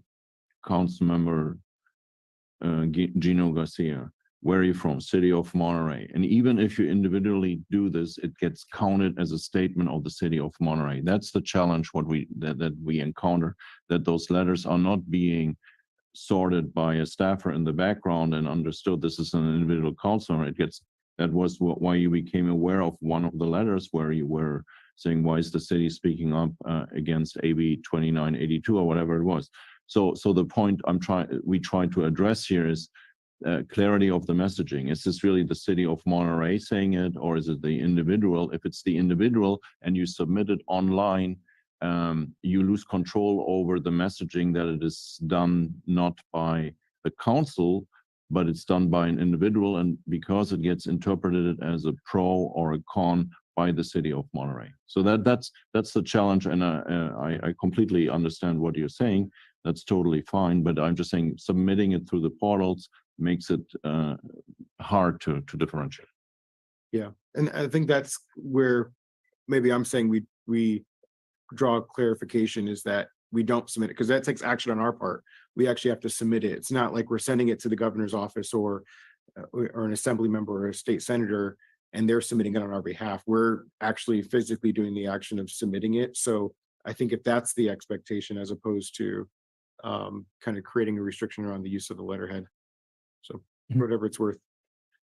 Thank you. Any other questions regarding topic 5? So not a question. So do we want to hold statements on each 5 until we come back? That would be helpful for us to go back, Okay, revisit, I'll wait if that's okay. Okay, I'll wait. thank you. Okay, item number 6, topic 6, the strategic planning and the city staff work program. So every 4 or 5 years, the city council reviews the value drivers and strategic priorities in depth. This is typically held during a city council workshop. And the city staff work program, which these are specific efforts that are sorted by value drivers and strategic priorities. We'll be presenting that to you as the next agenda item. Those are presented to council and discussed twice a year, typically in January at the beginning of the calendar year, and then in August as we are today. And council has the option to either maintain status quo or receive updates or have a discussion about these value drivers or priorities on a different interval, if you wish. Happy to answer questions. So the only thing I would add is, and I think it said it in the report too, about doing it biannually. And I'm not saying that we do this, but the last that I heard us have a discussion on the council was that we were going to do some kind of check-in quarterly, and we really have never kept that. So and again, I'm not saying to do that, but I think it's helpful to iterate or be clear in regards to kind of what the expectations are.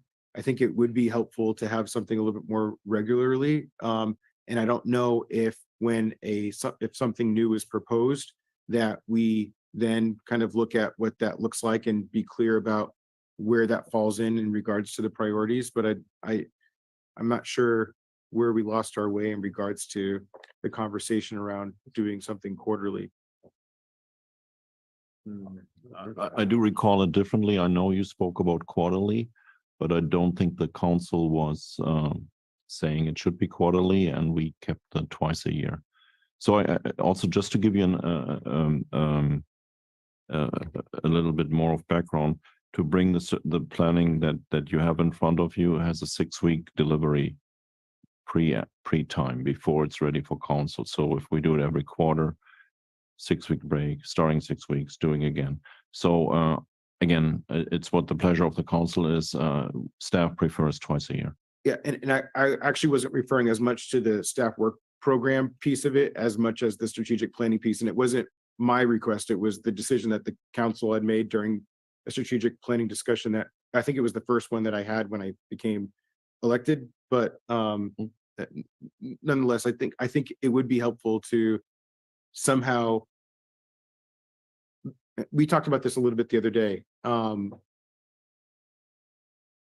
There's things that are coming up there. I'm trying to think of local coastal plan, whatever those things are, cannabis. We have all these things that are kind of churning, and I don't want that to be kind of a mysterious thing that it's not really clear and staff is kind of guessing what the expectations of the council are. And I think it's helpful for that to be a transparent process so that council is held accountable in regards to the different tasks that we have going on. So whether that's something that we insert with a new policy proposal that's being brought up, Esther had shared something during public comment around, how all of a sudden is this thing about council compensation getting expedited when there was a whole bunch of other things, and I'm not saying that there's that might be an easy lift. So there might not be a lot of work with that, but I think it's helpful for us to be a little bit more accountable from the council perspective in regards to what those things look like. So just throwing that out for now, and then I guess we can come back to that. Any other questions? No, I want to give feedback. So there's 10 and I'm going to forget about it. So excuse me for adding so I think it's important to recognize or acknowledge that every month we have a study session. And I think those have been strategic and very helpful. So we shouldn't lose sight of the fact that we are monthly doing something on study items that are the longer range. The strategic planning, as I recall, was a gathering of us to review our value drivers. I think when we look at an agenda item that we are moving on, acting on, it's tied to those value drivers. So there's always an opportunity to touch back to the value driver or say, hey, this is not aligned. I think we should agendize this value driver ASAP. So we always have that ongoing ability to flex that. So we don't necessarily have to wait for an annual strategic meeting with the council to talk about value drivers. The other thing too is the work plan is laid out for twice a year, but also it's more than that because in January or February, we're getting budget updates. And then we go through the budget cycle. And then we also go through the NCIP cycle. And so there's a lot of moving parts that all kind of come together, which is called, we're fully transparent and we're actually doing the business of the city in front of a camera on microphones with everyone encouraged to make comments. So it's not siloed. It really is a 12-month process that moves to cover a lot of the items. So I just want to make sure I covered that because I won't forget it by the time we get to number 10.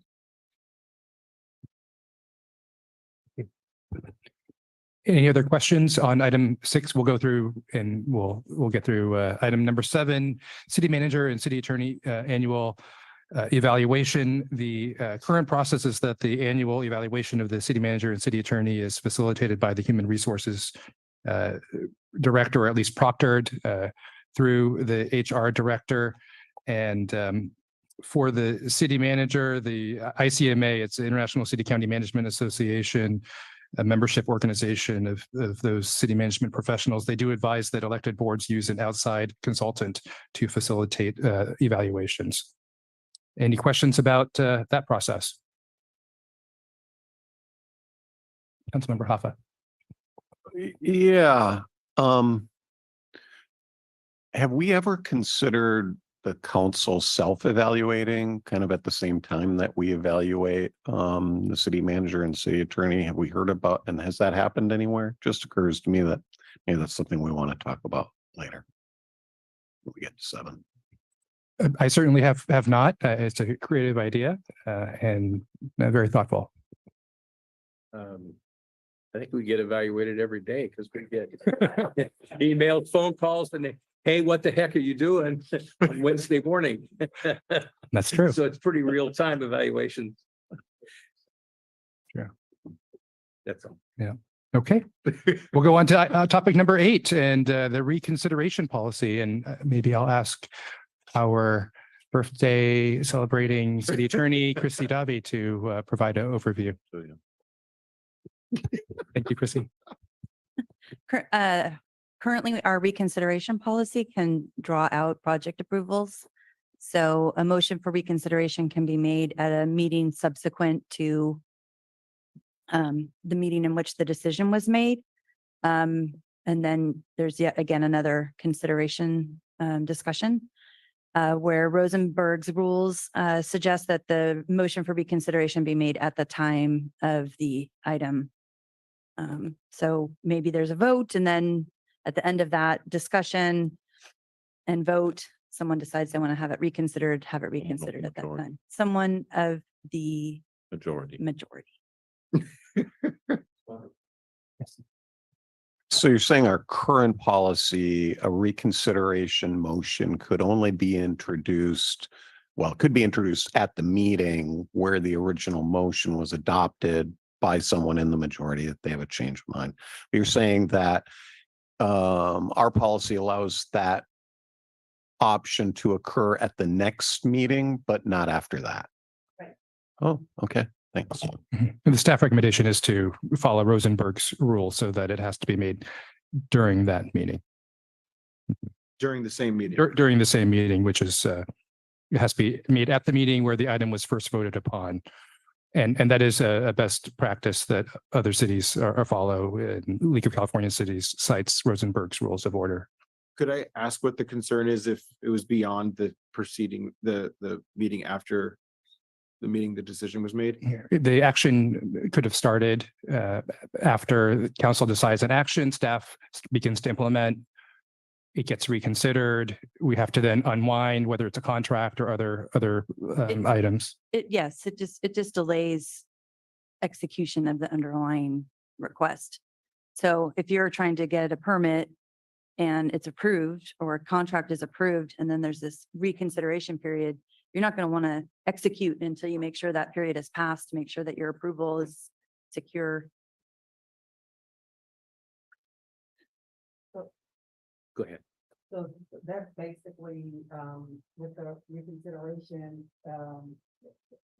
basically from the majority. So it has nothing to do with if you were in the. Your mic.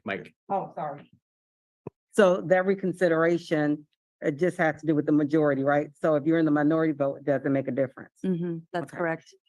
And I think it hasn't really come up in recent years, and I can just throw out a wireless application, for example, or something. And let's say the council approves it, and then before the next meeting, there's some heavy lobbying going on.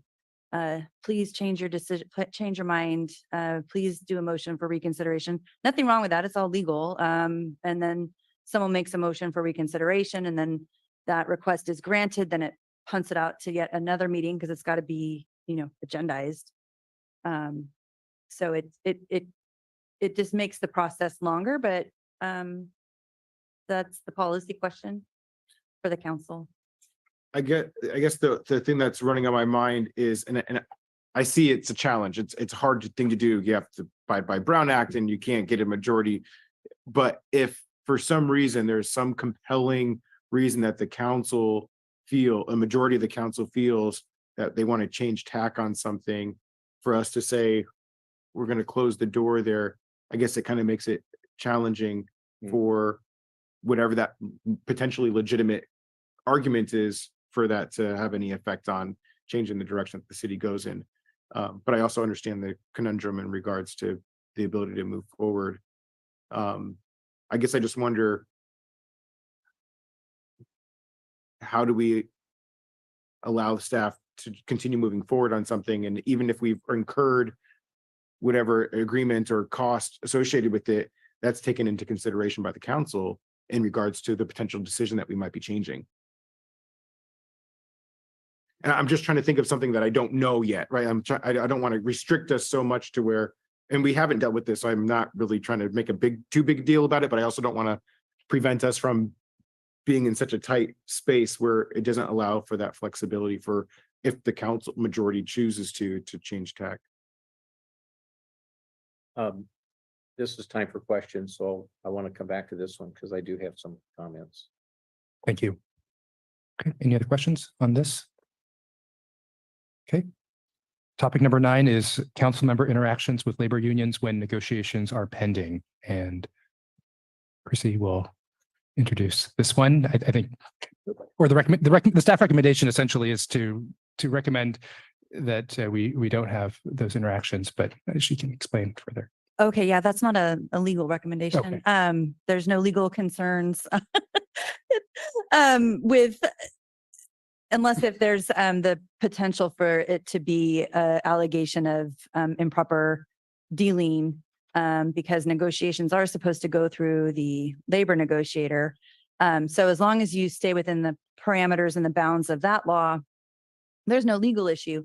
Now, as a matter of policy, you might decide amongst yourselves, like, we don't want to do this. And I see Brett has jumped on. She can probably articulate policy reasons better than I can. So I just jumped on in case you were going to call my name up, but no, I just was kind of going to reiterate, I mean, I'm not sure if this is the correct form, but just some things to consider in terms of developing,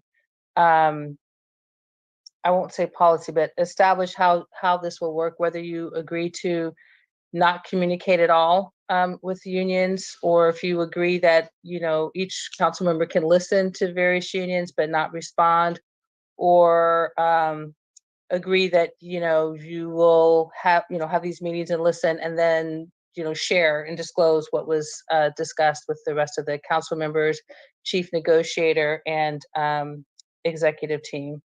So those are just some things I wanted to throw out there as options. Any questions? Oh, Oh, sorry, I can go ahead and cite what the legal part is. So, the law prohibits an employer from using direct communications with employees to bypass the exclusive representative and undermine the representative's exclusive authority to represent unit members and negotiate with the employer. But not all communications violates the act. The Public Employee Relations Board has consistently held that to show a violation based on employer speech, it must be shown that the communication contains reprisals, discrimination, threats, interference, or coercion. And so really, I think what staff is asking you is, do you want to have some ground rules here voluntarily to outline what parameters you want for these kinds of interactions? any questions? No questions. No questions. Okay. And then topic number 10 is the ex parte contacts in quasi judicial proceedings. And back to Chrissy. Yeah, so this one, the law allows you to have ex parte contacts, and it sounds like let's party, but it means having a discussion in a quasi judicial proceeding with an applicant or an appellant in a decision where you're acting sort of like a judge. And in order to ensure due process, the law requires that you disclose those contacts prior to the hearing so that everyone's working from the same set of facts and decisions aren't being made outside of the hearing. So that's what the law already requires. There are some cities, and this is the policy question, that have discouraged such contacts or require more record keeping and recording of those contacts. And I believe several samples of those policies might have been attached. So that's an option the council could consider is, do you want to implement a policy on how that's managed other than how we're doing it now, which is just the mayor invites each council member to disclose any ex parte contacts prior to the start of the hearing. Any questions? Thank you. All right. We will then recommend if the mayor agrees to take public comment on all governance topics. Okay, let's take it out to the public. Anybody in the chamber wish to speak on any of these items?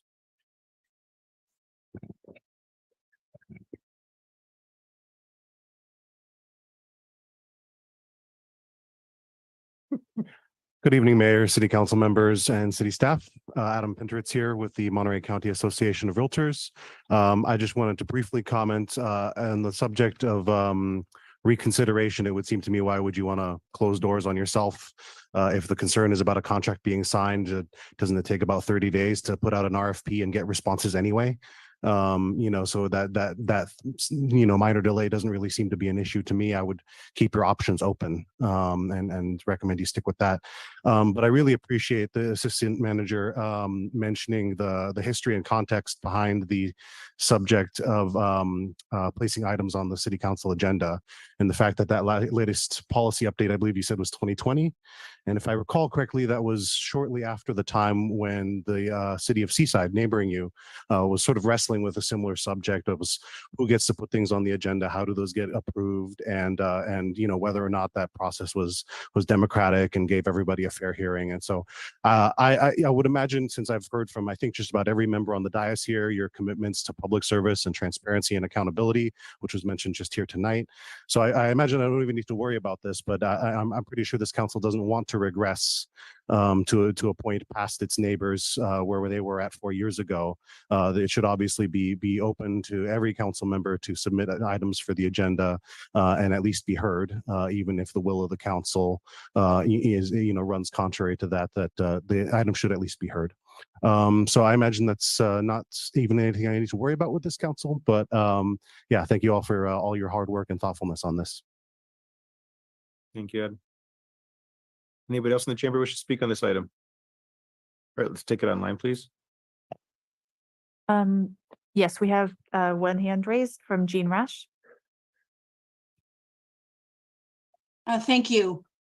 I agree with Adam on keeping the reconsideration policy the same as it is to maintain flexibility. But it's probably not a major point either way.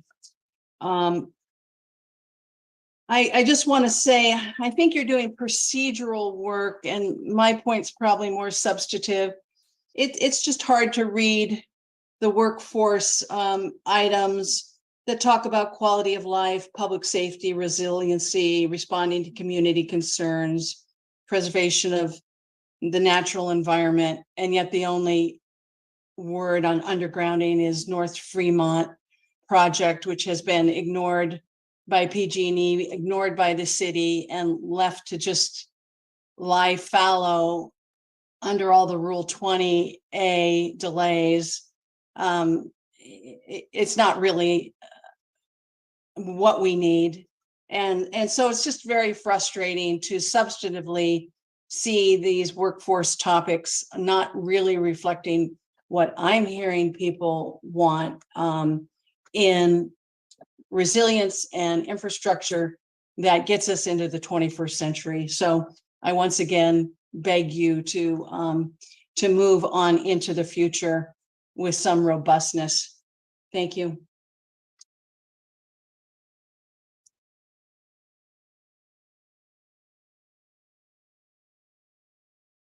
Thank you. And our next speaker is a telephone caller with the last three digits 705.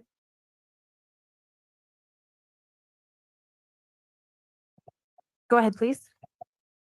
Yes, I'm confused about the reconsideration. Does that mean that this is something that you haven't been doing, reconsidering, but now you are wanting to? So that's one question I have, and then I have another. So could that be answered, please? Go ahead and finish your public comment, and then we will take a question. We can have responses to the questions after public comments is over. I see. Okay. All right. So that's my question. Thank you. Okay. And our next speaker is Esther Malkin. Yes, hello again. I just wanted to point out that when Mayor Roberson was the sole person that could appoint to committees and commissions, I don't think that went over very well. And if I know it's time consuming, but it seems that those positions should be vetted by more than one person. So I just wanted to put that out there. Thank you. All right, thank you. And Mr. Mayor, there are no further hands raised. Okay, I want to make one slight correction to the last comment, then I'll pass it to staff for the response to the reconsideration question. So to clarify, the previous mayor or the current mayor don't actually appoint to the boards, commissions, and committees. It's a recommendation. But I think that the comment is well taken, that it's the vetting of those individuals. But I just wanted to clarify that I'm not actually, as mayor, appointing people to the positions. It does come as a recommendation to the council, and the council makes the final decision. And then I pass it to staff regarding the reconsideration question. Sure. So the original reconsideration policy, at least from what I have, was from the late 80s, and then it was updated in 2002. So in 2002, they revised what was adopted in 1987. And so this has been the policy for quite some time. And so I think this is really just a check-in on, do you want to keep it this way? Do you want to revise it? Status quo is fine. And if I could add to that, I don't think that there was anything specific that came up that has caused this. It was just an opportunity to have the conversation around that. Correct. Yep. Okay. Okay, I do remember only one vote in my career time, where we used reconsideration. okay. That was okay. Mhm. Let's Were compare they notes successful? afterwards. Were they successful? Did it make a difference? Yeah, and the one it did. Cool, Mhm. cool. All right, well, it's back to us for Which was discussion and deliberation. Okay. So let me try to do this. Let's just try to go through the items and see if there's any desire to want to have a deeper discussion or make a change to that policy. So the first one is agendizing of council items by individual council members. Is there any Yeah, I think. discussion? Council- Yeah. So, I mean, I think the way we're doing it works pretty well. I do like the idea of kind of the council member providing a kind of written summary. I think it's helpful for the rest of the council. It also kind of means you have to really think through a little bit about what you're asking for. My only concern is, or question is, if it requires a 3-vote at that initial presentation to then agendize it, I mean, 3 votes is a majority. It just feels like that's too high. I mean, I think because maybe all of the information hasn't been presented. Maybe there hasn't been all the public comment that there would be if it had been a regularly kind of noticed thing. It hasn't had a full staff review. And I just feel like if another council member agrees, in other words, maybe the threshold should be 2. What that does is it's not just one person who could then kind of, and I don't think we've had this problem, but it's not like one person just constantly pushing things onto the agenda. You still have to get another council member to agree that it is worthy. And then who knows, maybe once it's on the regular agenda and there's been a report and public comment, maybe a third person might change their mind at that time. So that would be a change I would maybe offer us to consider. Councilmember Smith? Yeah, I think it's a good point because fundamentally, if it's so rigid at the start and the person who is proposing that the agenda item should in the future come forward, the presentation is limited to 350 words or less and 3 minutes. So that narrows the opportunity for any advocacy. And under the hamstrung of the Brown Act of you can't get together with 3 people before the meeting, you really can only collaborate with one other. It just seems like if it's a narrow push to get it fully vetted, agendized, discussed, and staff to put some energy to it, if we're requiring it to be 3 at the beginning, it seems like we're stifling and not looking for our best product. The system of a safety valve exists with when it comes back on the agenda. If 2 were to say, yes, I agree, I'd like to hear more. I'm not agreeing necessarily with that action, but I'd like to go further. I'd like a study. I'd like it agendized. I'd like to, go visit the site, talk to some people to help me clearly understand. But it seems like if you had 3 members of a council that had a bone to pick with the other 2, then them to have the power before we even vet it is the anti-transparency. And I wouldn't want to do that. The safety valve is the 2 would say, yes, I want to hear more. Let's agendize this. It comes back. And then that's when the full council takes their vote after hearing the content. Then the 3 would say no, or the 3 would say yes. And hopefully 5 say yes, because it's a great idea. It just seems like to shoot it down before it's even fully vetted and brought to a council is not wise. And I concur with your thinking exactly. I think 2 is the right number to agree that we would look and have it come back instead of having it just stopped right at the beginning. For me, I feel that being consistent with what you already have with majority vote makes sense. I feel like if it's something that, most of the members are gonna wanna hear more with, that's what we wanna go with. I mean, I'm in minority a lot of times, but, it's just one of those things, as far as like with my vote, in some cases, but I feel like if the majority is saying X, then, I end up supporting, what they're looking at. And I feel like we just need to be consistent.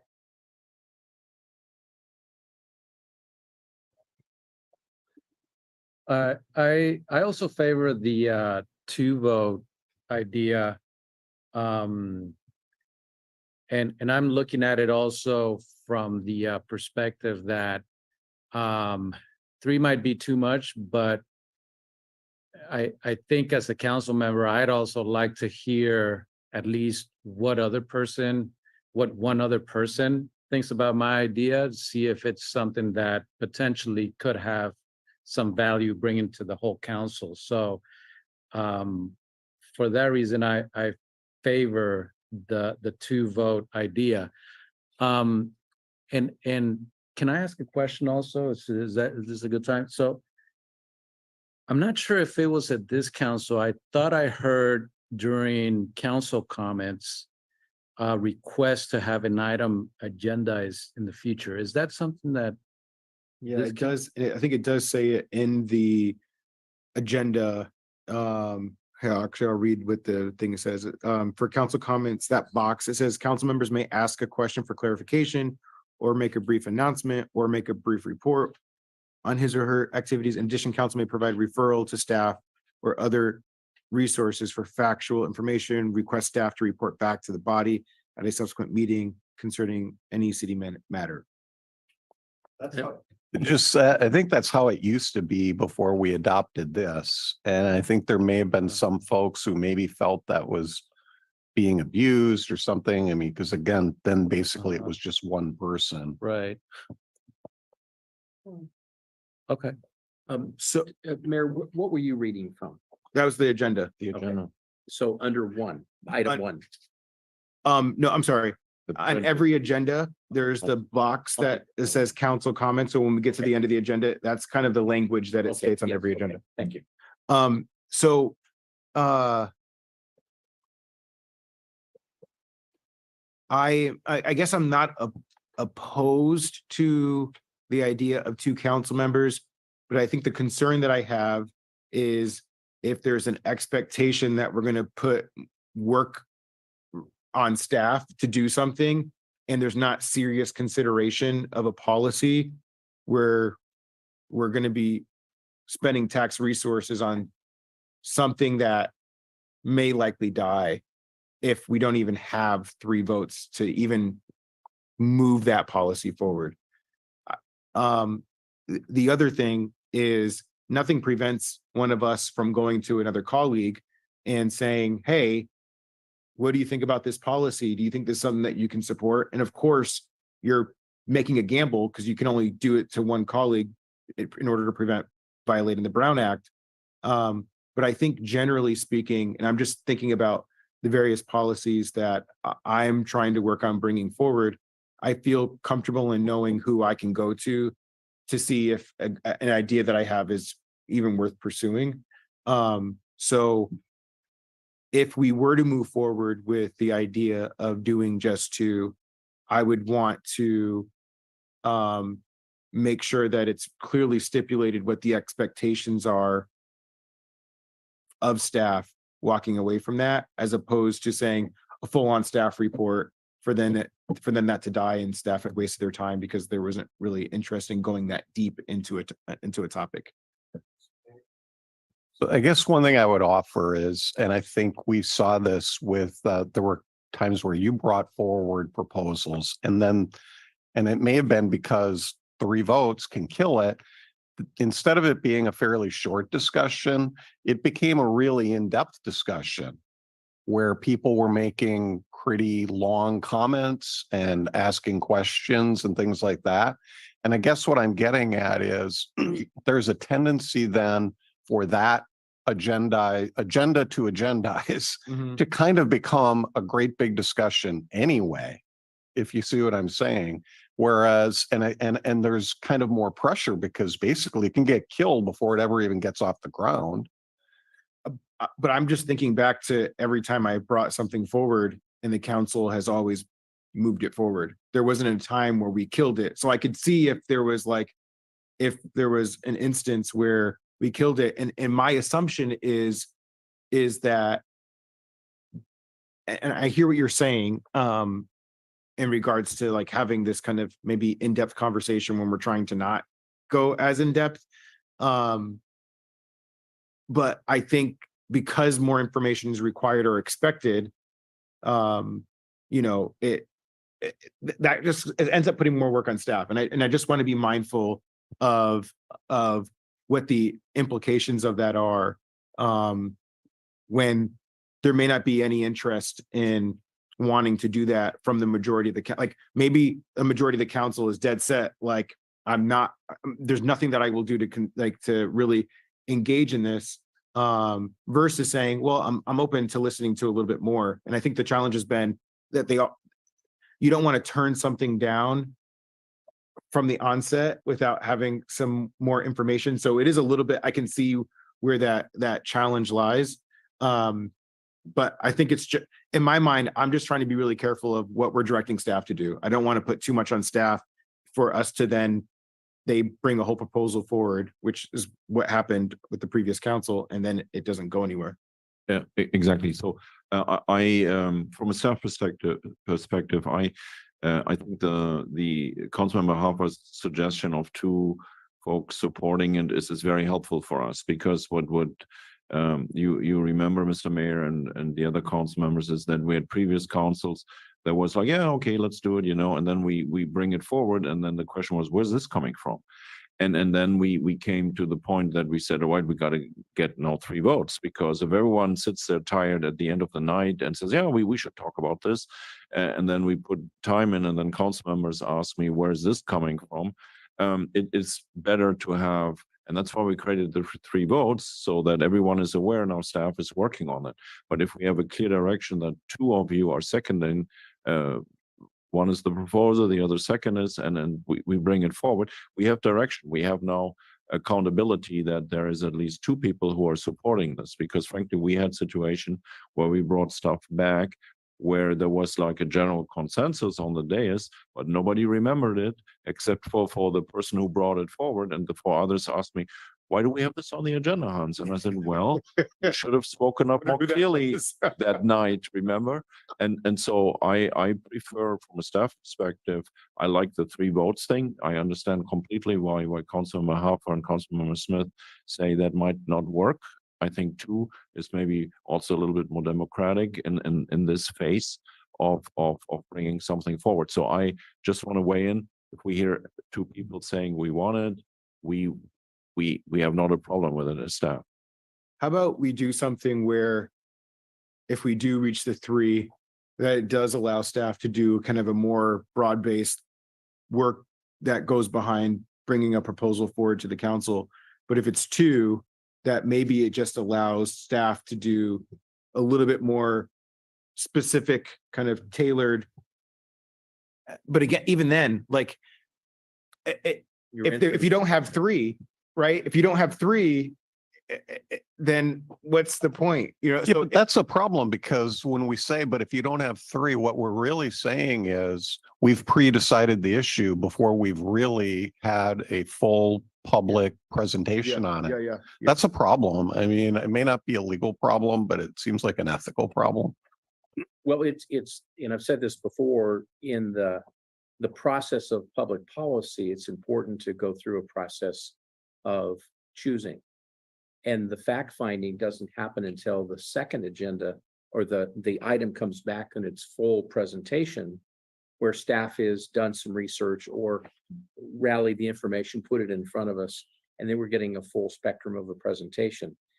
I like the 2 because to me, it seems like we are not predetermined to a fast decision. We're more contemplative based on data and information and research. Our staff is going to read the room. So, I mean, not giving you a secret here, but city managers and city staff actually listen to what we say very carefully. And on Wednesday, they have a meeting and they digest what happened on Tuesday night. They're going to figure it out. So we don't have to preload anything for them. That's what they do. Staff is wired and geared in their DNA to provide support for the will of the council. the first go at this is, it's an idea. It's percolating a little bit. There's 2 votes to go further. Then staff uses their resources and it comes back at the appropriate time. And then we really go into the decision making. In the beginning, we're choosing. In the end, we're deciding. And I'm stuck on the old quote, and I think it was Voltaire, that there is no right way to do a wrong thing. And I think it's wrong to predispose with a decision too early before the research and the data has been done for the full council and the public to see the process. So I think it's a case of better democracy. The other one maybe is more efficient, maybe saves a little time, but I think with democracy, it's very important to not rush some things.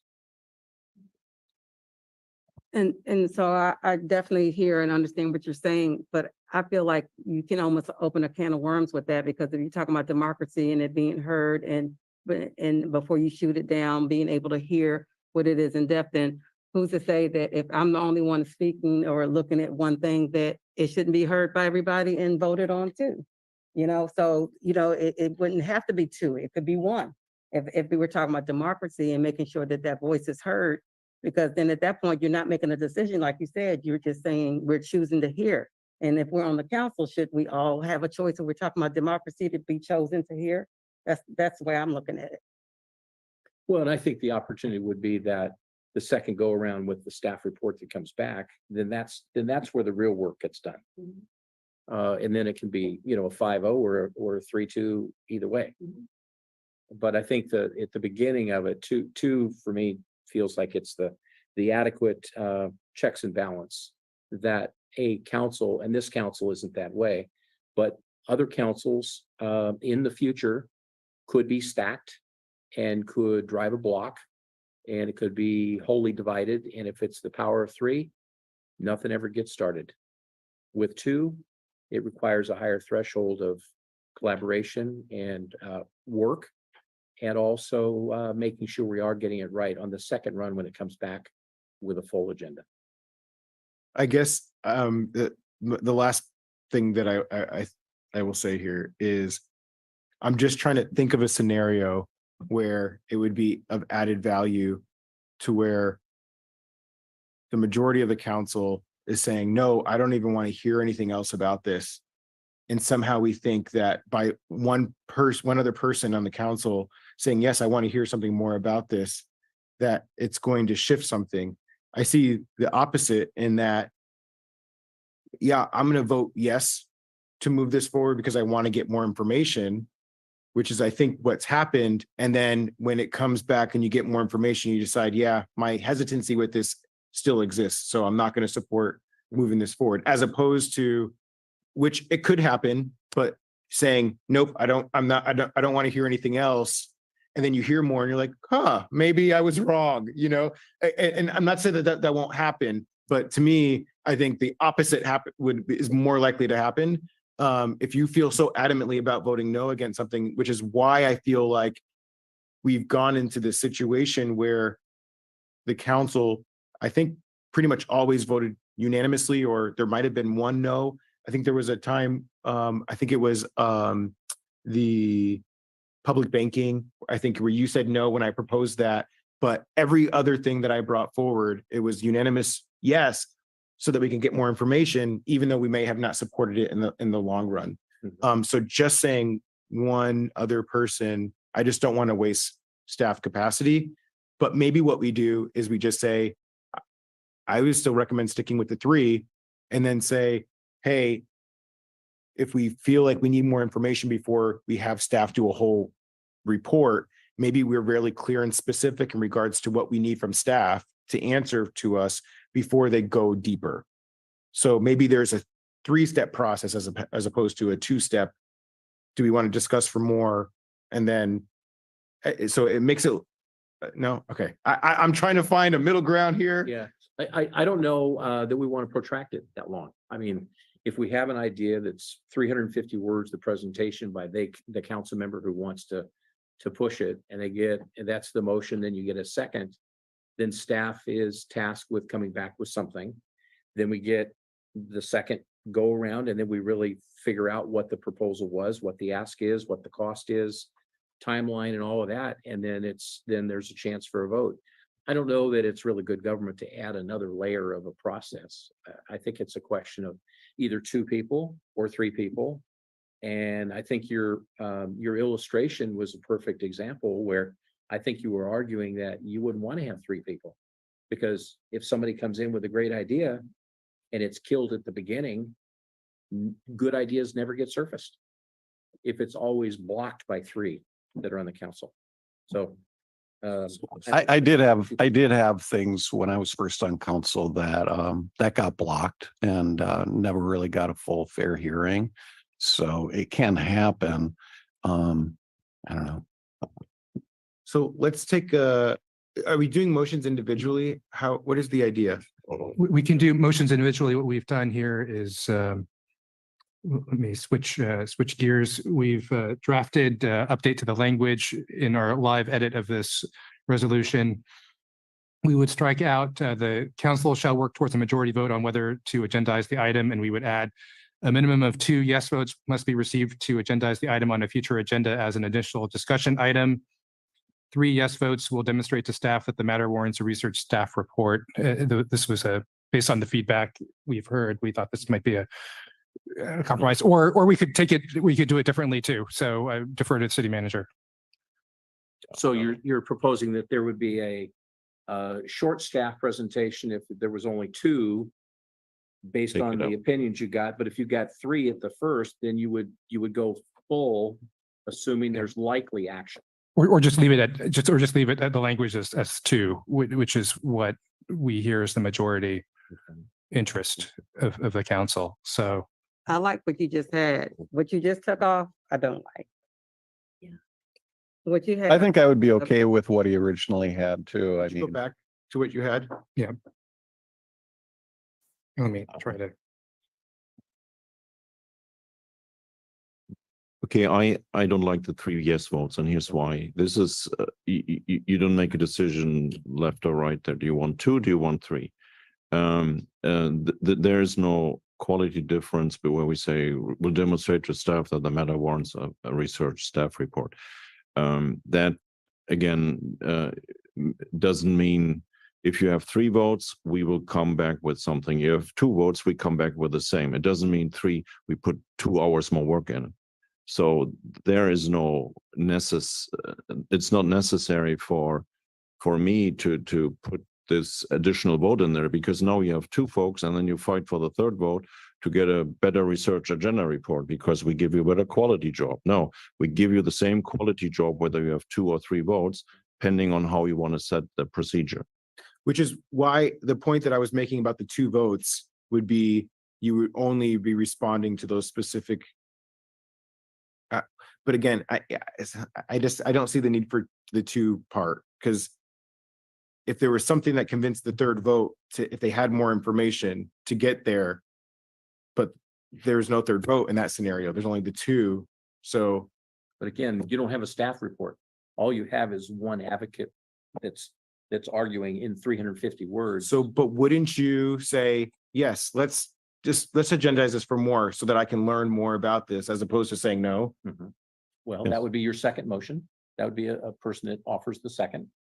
You'd have 2 people, and then you'd come back in All 3 right, weeks, 4 weeks, and you'd have a full staff report. let's find a way of getting to a motion. Does somebody want to make a motion? Yeah. About how we make motions? I guess I'll make a motion for the current language on the board. So with the blue, with Yeah. adding the blue text. Okay, is there a second? Yes, I will second that. All right, any other discussion on the motion? All right, all those in favor? Aye. All those opposed? No. No. All right, motion passes. All right, so we're good with this. Anything else on this process? All righty, we'll move on to topic number 2, which is boards, commissions, and committees.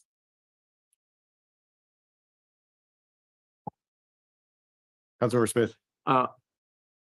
I've been on a council where we've had it both ways. I've been on a council where I was asked by the mayor, or I was the vice mayor, and then did the interviews. Had a subcommittee of me and another council member where we did interviews and then make the recommendation. I've been uncomfortable for a while having only the mayor interview.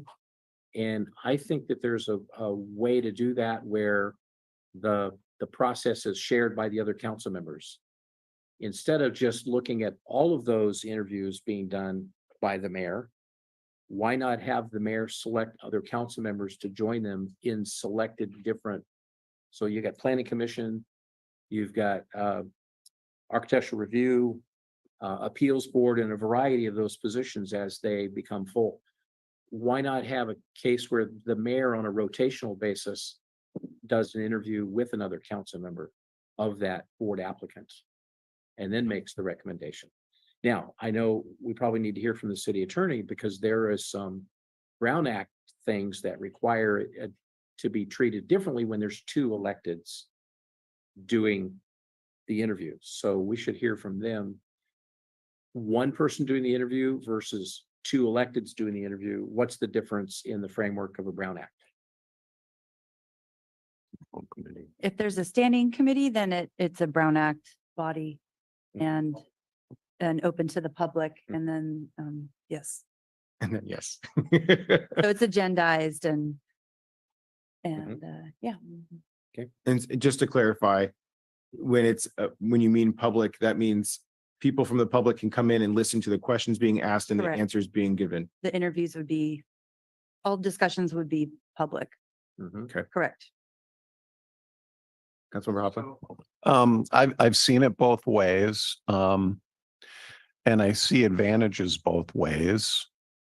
On a personal level, when I did get the opportunity as the vice chair to participate, I liked it simply because I got to meet the folks, many of the folks who went on to be on boards and commissions in a way that I don't have the same connection to some of them now because a lot of them I've never met in person because I wasn't part of that interview process. So on a personal level, I like that. And I think there is benefit for council members to kind of share in that experience.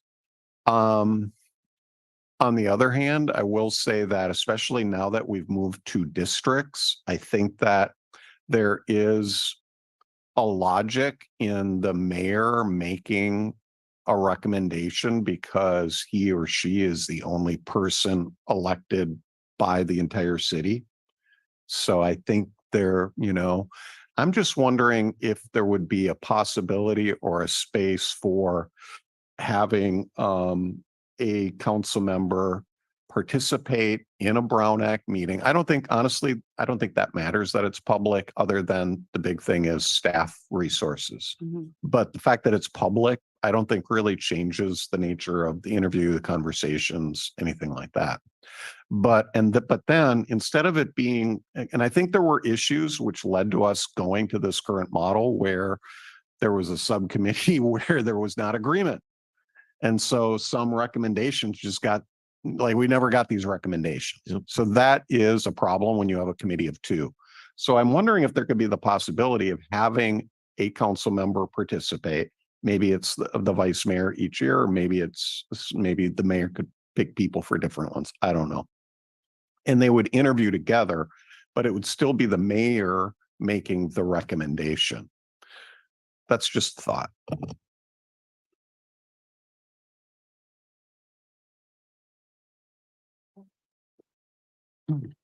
So I have minimal context to kind of draw from with this item, but as I've experienced it so far, I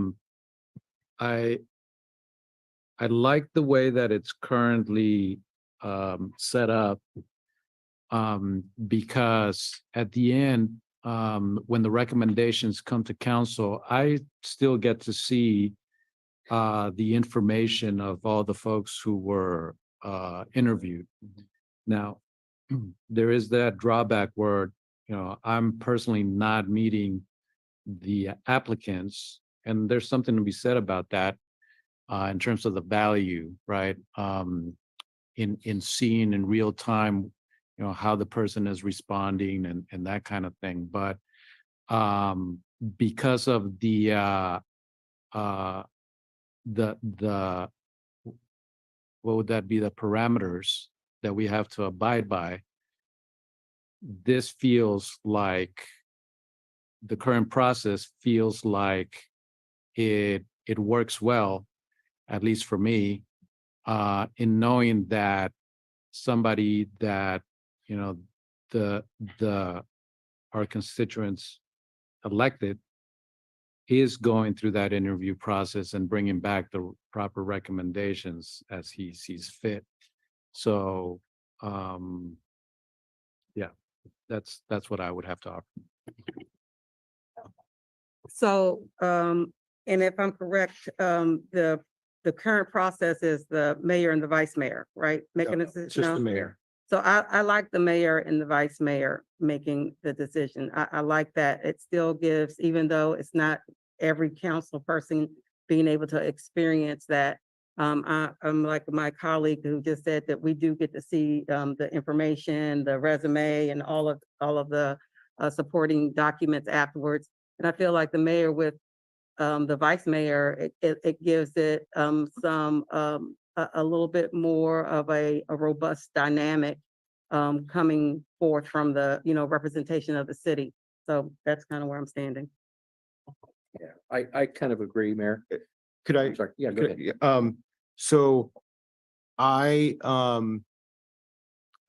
think that the decision to move it to just the mayor happened.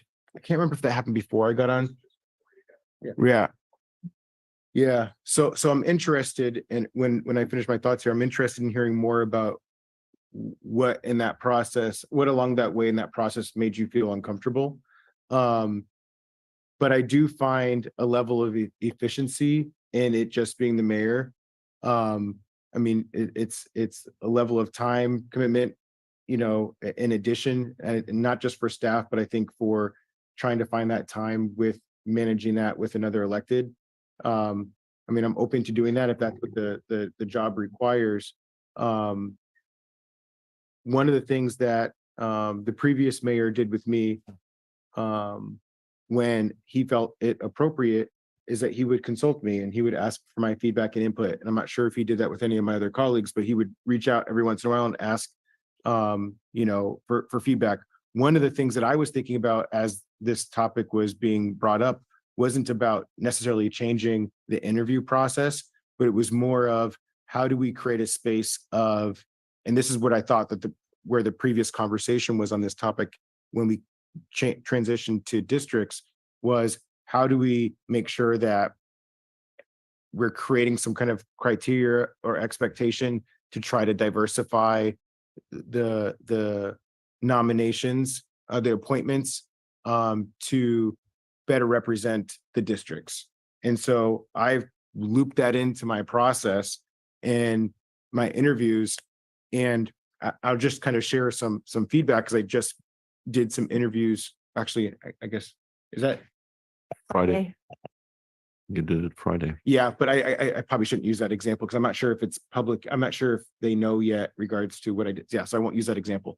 But in the past, let's say that there are on a committee, there is 3 people in District 2 and 2 people in District 3 and 1 person in District 1 and nobody on it in District 4. So if I have an applicant and they're qualified and they seem like a good contender for the position, I want to make sure that I select that person in District 4 so that we have that representation from throughout the city. So I'm interested in hearing what the council thinks in regards to that space. But I'm open to what the council wants to do. I think that one of the things that raised a flag for me in regards to having 2 people make the nomination is if there is a disagreement, do we end up not filling the vacancy because we're at a log jam? So I hear and I get it. Doing HR for my day job. I get the need to have a panel, it's great to have the multiple voices and perspectives there included in the process. I just wonder if there's a way that we can fulfill some of that need in another way. Maybe we create an opportunity for the selectees to come to a council meeting and present, or whatever that might look like. Or, if it's so important to council members that they can reach out and have a conversation themselves with the nominee. So I just want to share a number that the city clerk has shared with me. By June 30th, 2024, you have to appoint 46 people whose terms are ending. 46. Now think maybe you have 3, 5 applicants per seat. That's a lot of coordination if you create a standing committee of the mayor and the vice mayor. Not to say that we don't want to do this, it's just part of your decision-making process. That is it's not here and there an ARC commissioner. I think 46 or 43. What's the number? It's 46. 46 by June 30th, 24. Can you explain why that there's such a huge number coming up there? Yeah, it's because in 2019, when we moved to 4-year terms, and we staggered it so that everyone would end, well, it used to be staggered June and December. We made it so that everyone would end in June because it was always hard scheduling around the holidays. So this way all terms end June 30th with the fiscal year. And we ended up with a bunch ending in June 30th, 2024. And over time, when people leave vacancies, that will become more staggered, but this is a pretty big chunk coming up here. It's the first year of adjustment. So I'd like to make a motion that we stick with the current policy and add language that the mayor and council are encouraged in their deliberation to consider district representation on committees. Okay. So Representation on what? what would be wrong about, especially this next year with so many, the mayor tapping the shoulders of somebody else on the council that says, I need you to do the interviews for, these 15 or these 10, and it's spread around. So the mayor's not having to do all of those. It just seems like if we're talking about economy of scale in terms of the process and timeliness, then why not have other council members do some of those interviews? I did it with the mayor and as vice mayor, and it was Tuesday, Wednesday, Thursday for 4 hours. I'm okay to do that as long as we know the date and we schedule it. Yes, you have to coordinate with a lot of people, but if we had a mayor who was not open for being collaborative, let's just envision there's somebody else sitting there and they wanted to stack it for their perspective, how would we change the outcome? We would then be voting at the council meeting on the recommendations, and then we would be challenging the mayor saying, well, why are you picking that person? That person should be, left off. This person's more qualified. It's just a safety valve. And that's the reason why we have interview panels. We have multiple layers of checks and balances. And we also have different perspectives. And as the saying goes, the more people you get in the room, the better answers you're going to get. When it's one pipeline, that may only give you the one perspective. But the council may choose to keep it the way it is. But I kind of like the inclusion of other council members along with the mayor, even if the mayor appointed other people to be involved in the process and did the interview. But I like to have more people that are involved in the process rather than just the mayor doing that. It's just a philosophy that I have. I would just share a thought that I'm not opposed to it. I think the challenge that I see if we are trying to focus on, so 2 thoughts. One is I imagine that a lot of the people that are currently serving will want to continue serving. And I know that there's been history in the past that generally speaking, if somebody was sitting in the seat that the mayor or the nominating committee would allow them to continue serving, not an absolute, but I imagine that a lot of those seats would there would be some continuity there. And then the other thing that I'm concerned about is if we're trying to prioritize the diversification of seats around the different districts, that if we're splitting it up, that's a lot of that's in and of itself, that's a lot of trying to figure out, okay, well, who does what? And I don't know what you're looking at and how does that fit into the decisions that are being made elsewhere? So to me, it seems like it adds a layer of complication. Democracy. Yeah.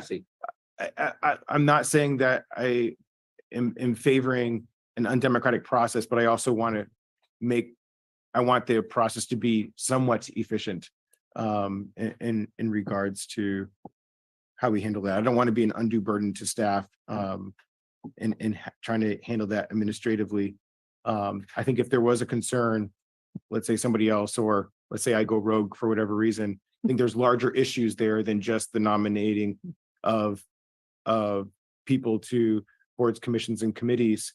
And I would imagine that the rest of the council might flag that for some larger concerns. So it's just my thought. Anybody?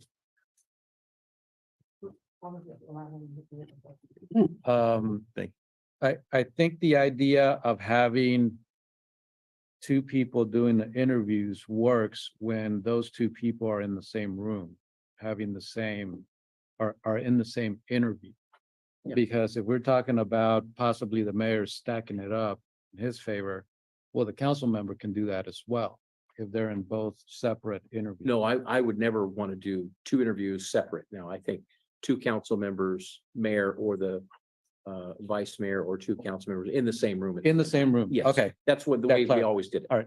Thanks. The reason I made the motion I did, which I don't think got a second, is because number one, expediting things is important. I mean, hearing from the staff how many we have to do, so speed matters. And By the way, what's that? Kim did second. Kim said, Oh, Kim second. Okay, good. Then, but so I would just say, expediting it matters. And if somebody has to be making that recommendation, it makes sense that it's the mayor because they are elected by the whole city. And I think they do deserve a certain amount of influence in that way because they're elected differently. So, Any last minute comments before we vote here? no, I just think of it a different way. Just a little, it's the checks and balances piece, and it's rather than a singular pipeline, it's somebody else on the council that shares in that role. And I'm willing to take the time to do that if called upon to do that. And I think it's in keeping with also what I said earlier is we're looking for people to fill a lot of boards and commissions, and we're also hopeful that people will consider running for city councils before. So I think the more access we have in the process, I think it's more engagement, and it's certainly an opportunity, as Alan has said, and to see who is working in the city that's been appointed that we've never even interviewed. So if I could clarify one thing that's associated with the motion, because it does get to, I think, a little bit of the challenge that I had.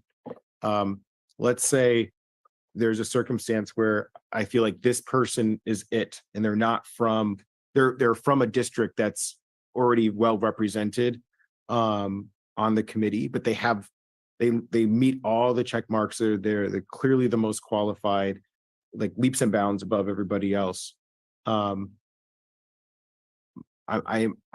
would hope that there's some level of flexibility in making sure that we can select the best qualified person for the committee. I as think opposed to- that was the intent. I can't remember exactly what I said because I'm a little bit slow tonight, but I think it was something like the mayor and council are encouraged to consider Yeah, you did say Okay. that. districts. Okay. So that it's a consideration, but it should not take priority over an exceptional candidate who stands above, you know.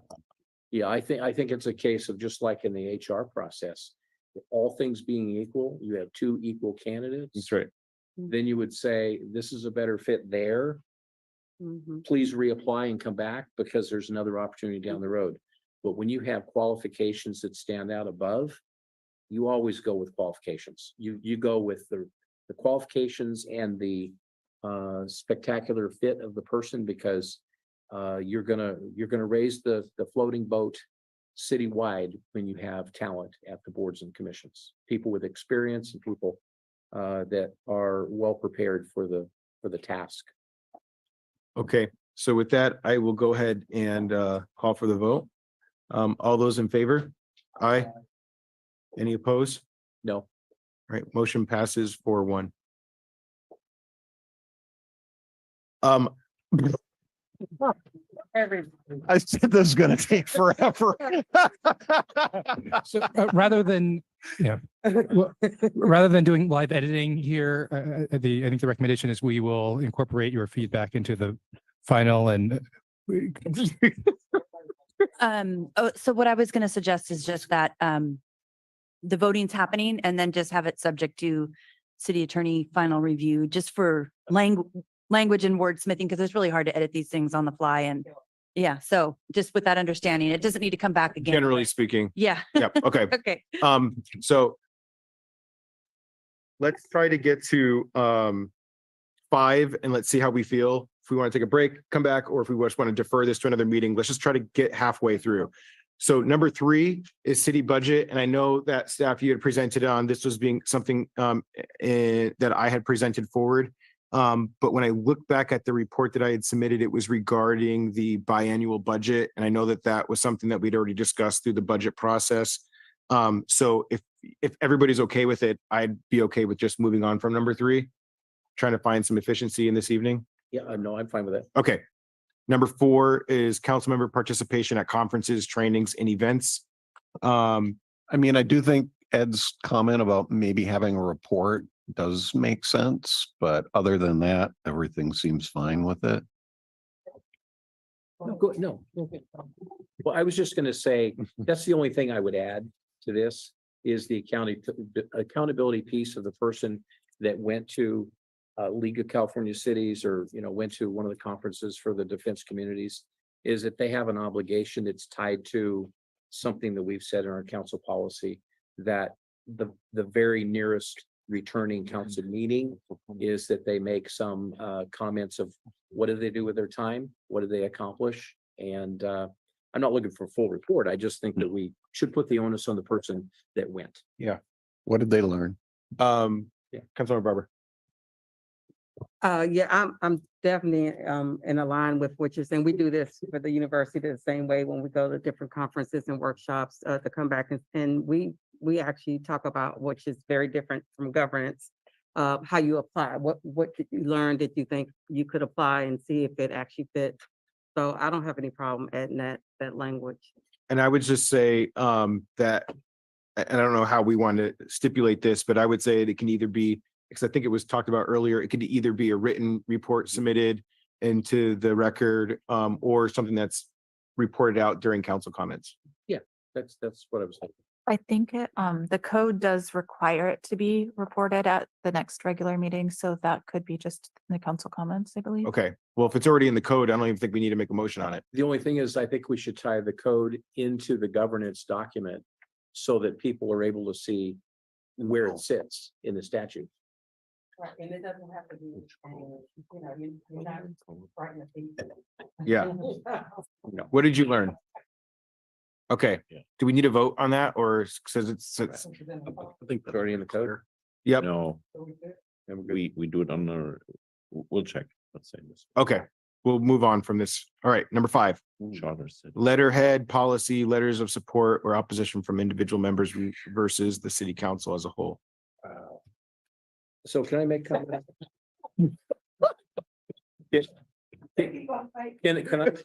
Can I clarify it really easy? Yeah. For me, in 12 years on the city council, I have actually, I don't think, ever written an advocacy letter on a letterhead Yeah. Okay. I look at this as under the seal, that's the five of us. Under my tent, it's on my letterhead, my email, my signature, and it's my desire to convince somebody to do something. But I don't get to do that for you all. That has to come from an agenda. And I think that's where the use of letterhead should stay, unless it's a thank you. I mean, for social, you showed up to a parade and, you know, you wanted to say thank you to the volunteers or something like that. I don't have a problem with that. The thing that gave me a little bit of pause during the staff presentation was electronic, because I do sometimes endorse things electronically, but that's me. It's not the council, but I can't control what happens out there in Sacramento. I don't think we want to limit our ability to do that. Yeah. Well, Okay. I think the only point that I was making was I think restricting it using the letterhead. Okay. Yeah. No, you can't use the letterhead. Yeah. I think it seems like we're in consensus that individuals should not be doing advocacy on policy using the letterhead. And the other thing, this is also including email. So it'd be inappropriate for me to use my city email to communicate for some group that is advocating for some piece of legislation or another. And it's coming from the city of Monterey and my signature is District 2. For that, it's just like I should jump on my other email and do that. Because if they are interpreting it coming from the city of Monterey, like the city manager said, I don't have any control over how they're going to use that.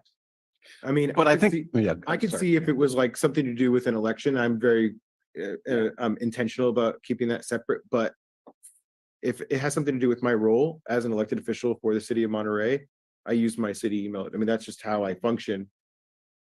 I'm not going to submit something electronically and give a false appearance that I am representing the city of Monterey. And for whatever reason, if something shows up on a site that it shows that the city of Monterey supports some piece of legislation and something got lost in the translation, I think we just circle back around with staff to make sure that we get that clarified so that it's corrected. But I don't imagine that's going to happen unless you literally submit something in a system that you're proposing that. So I don't see that being an issue. Question for the city manager. Has it been an issue where you need to have more teeth in this? Okay. All right, if we're good, let's. Maybe we got a good pace going on here. We're moving. And I would just, for whatever it's worth, if you don't need to make a comment, if we, right. Okay. Number 6. No more comments. We literally lost all of our staff except for our police. Who's hanging out strong in the back, kind of because you have to be here. So And Tamaraldo needs a cup he's of like, coffee. "Hey, I volunteered on the wrong night." All right, number 6, strategic planning in the city staff work program. So I will just say, I think semi-annual reports are okay. I can't remember if we had said quarterly or not, to be honest. It's been a while, but I do think that, especially hearing how much work goes into putting these together, that if they were quarterly, I think it might take away from their ability to actually accomplish some of the things. I do think the council needs to, I don't know how often, but periodically re-examine the big picture. Right. And I think typically that's when you kind of get a change in council. And so I'm not sure if we did that with our new Haven't done council it. members. I can't remember, but that might be something we want to do. It would be You good. know, We That- would welcome that. I think my concern is we in a period of 4 years, a lot of things happen. COVID, whatever those things are, and then we're also introducing policy, cannabis, and these are huge things that take up capacity. And I think for the most part, we can probably really easily have a conversation and say, yeah, it makes sense. We need to reprioritize COVID. Let's move our 1, 2, and 3 priorities on these other things a little bit on the back burner. But getting the thumbs up from the council that we're all on the same page in regards to what that looks like, I think is an important thing to do. And like right now, again, we Hans and I had a conversation yesterday. It's like, well, what is the next priority coming up? What are those big things that we're going to prioritize here?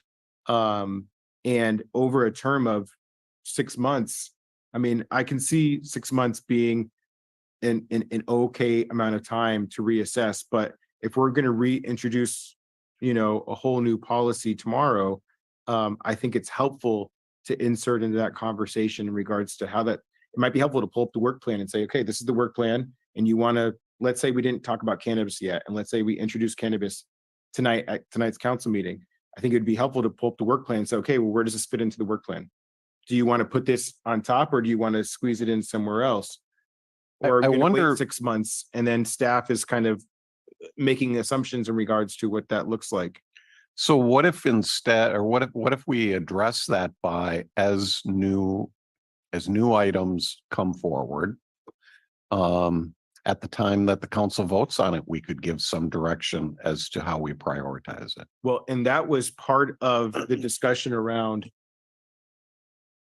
requesting an agenda item be agendized, right? When we had that, when we brought that up, when we created that policy in the first place, the idea was to then at that time also discuss, well, yeah, what's the timeline? So I don't think we ever really did a good job at that, because I think we did get lost in maybe trying to focus on debating the issue. And then when we try to make a whole other conversation around how we're going to bring that back, I think it would be helpful to pull up the work plan and just say, hey, these are the priorities and these is what we discussed. Where is it going in the list? It might take a little bit more time while that's being discussed, but I also think that makes sure that we have the buy-in and there's no confusion to staff in regards to what the expectations is of the council. How many work plans do we have, Hans? One So big one. one big one. Let me clarify. One big one. I think And how we give often one. does the city management team pull it out and adjust it?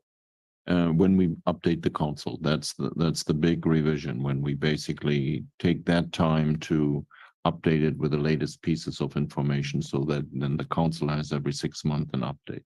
Yeah. So, yeah, every 6 months that we do an update and then they adjust it. So I'm not sure what else we need to do.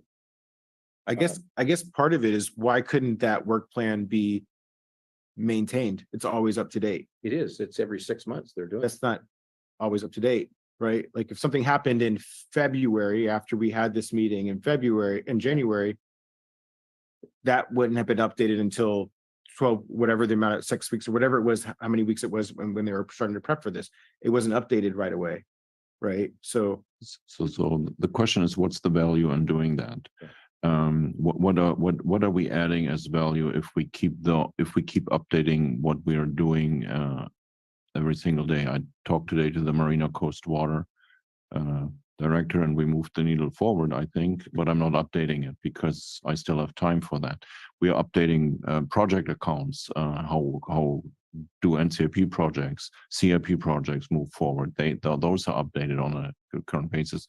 With the sidewalk, monthly meetings, updating that. So I just want to state with all understanding of what the council wants to do, but I don't see a higher value in keeping another update for update sakes. If you want an update about cannabis, we give you that. If you want to know how much, and you've asked me that before, Hans, what city manager, what does this policy take? When can you bring it back to us? I usually look in the audience to the department head and have a good vibe also how much it will take, and I give you an answer.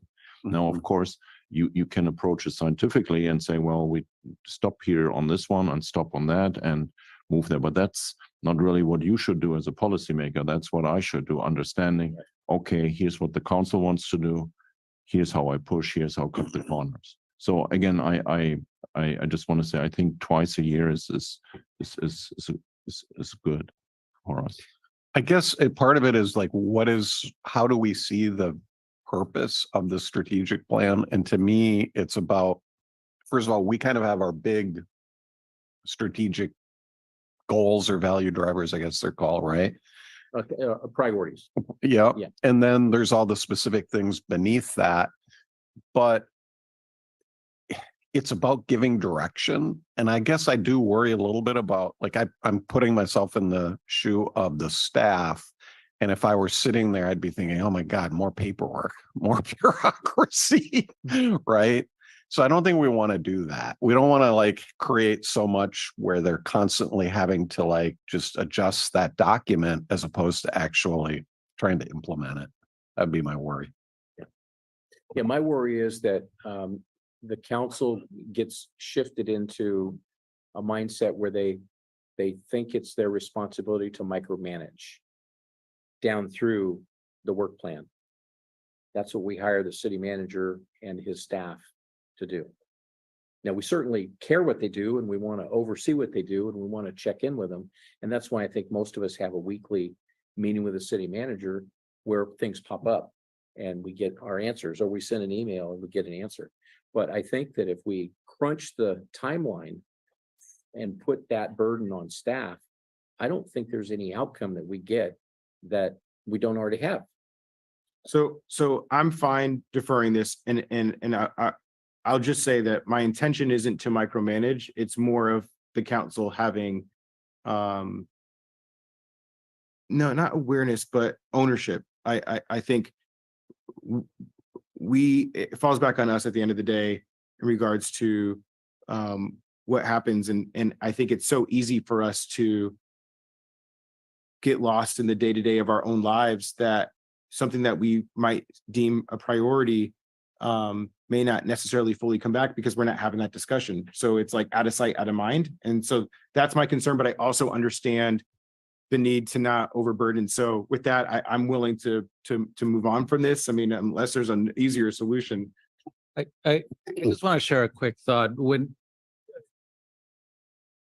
When I hear the conversation about the strategic plan, the way that is being described, what I picture is a very thick binder at the top of a bookshelf collecting dust and getting pulled every 6 months and then getting updated. Bless you. Right.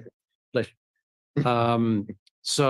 But the reality is that it's probably an electronic document, right?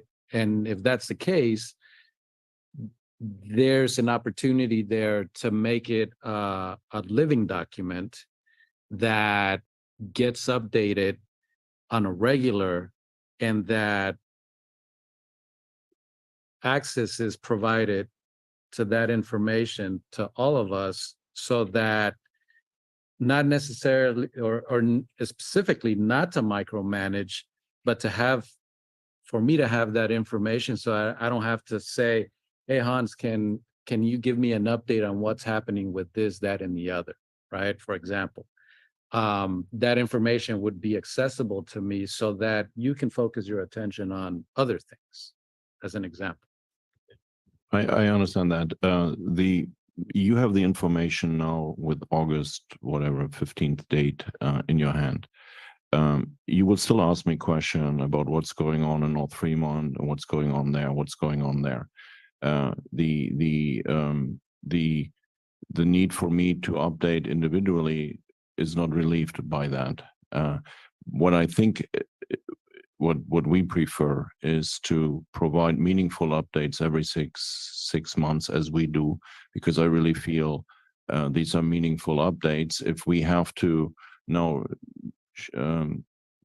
monitor the departments or the work, we're talking about 146 or 150 different work programs that are in front of you. And now you want to track it on a weekly basis or a daily basis. There is not a lot of value in there. Ask the one question that you want to know per update or two, and we update you about that. But what I would rather propose also is, and Councilman Mahaffar didn't get a lot of traction on that, but we have a new council to a degree, and I think it would be helpful, Mayor, if we consider having a workshop at the end of this year or so.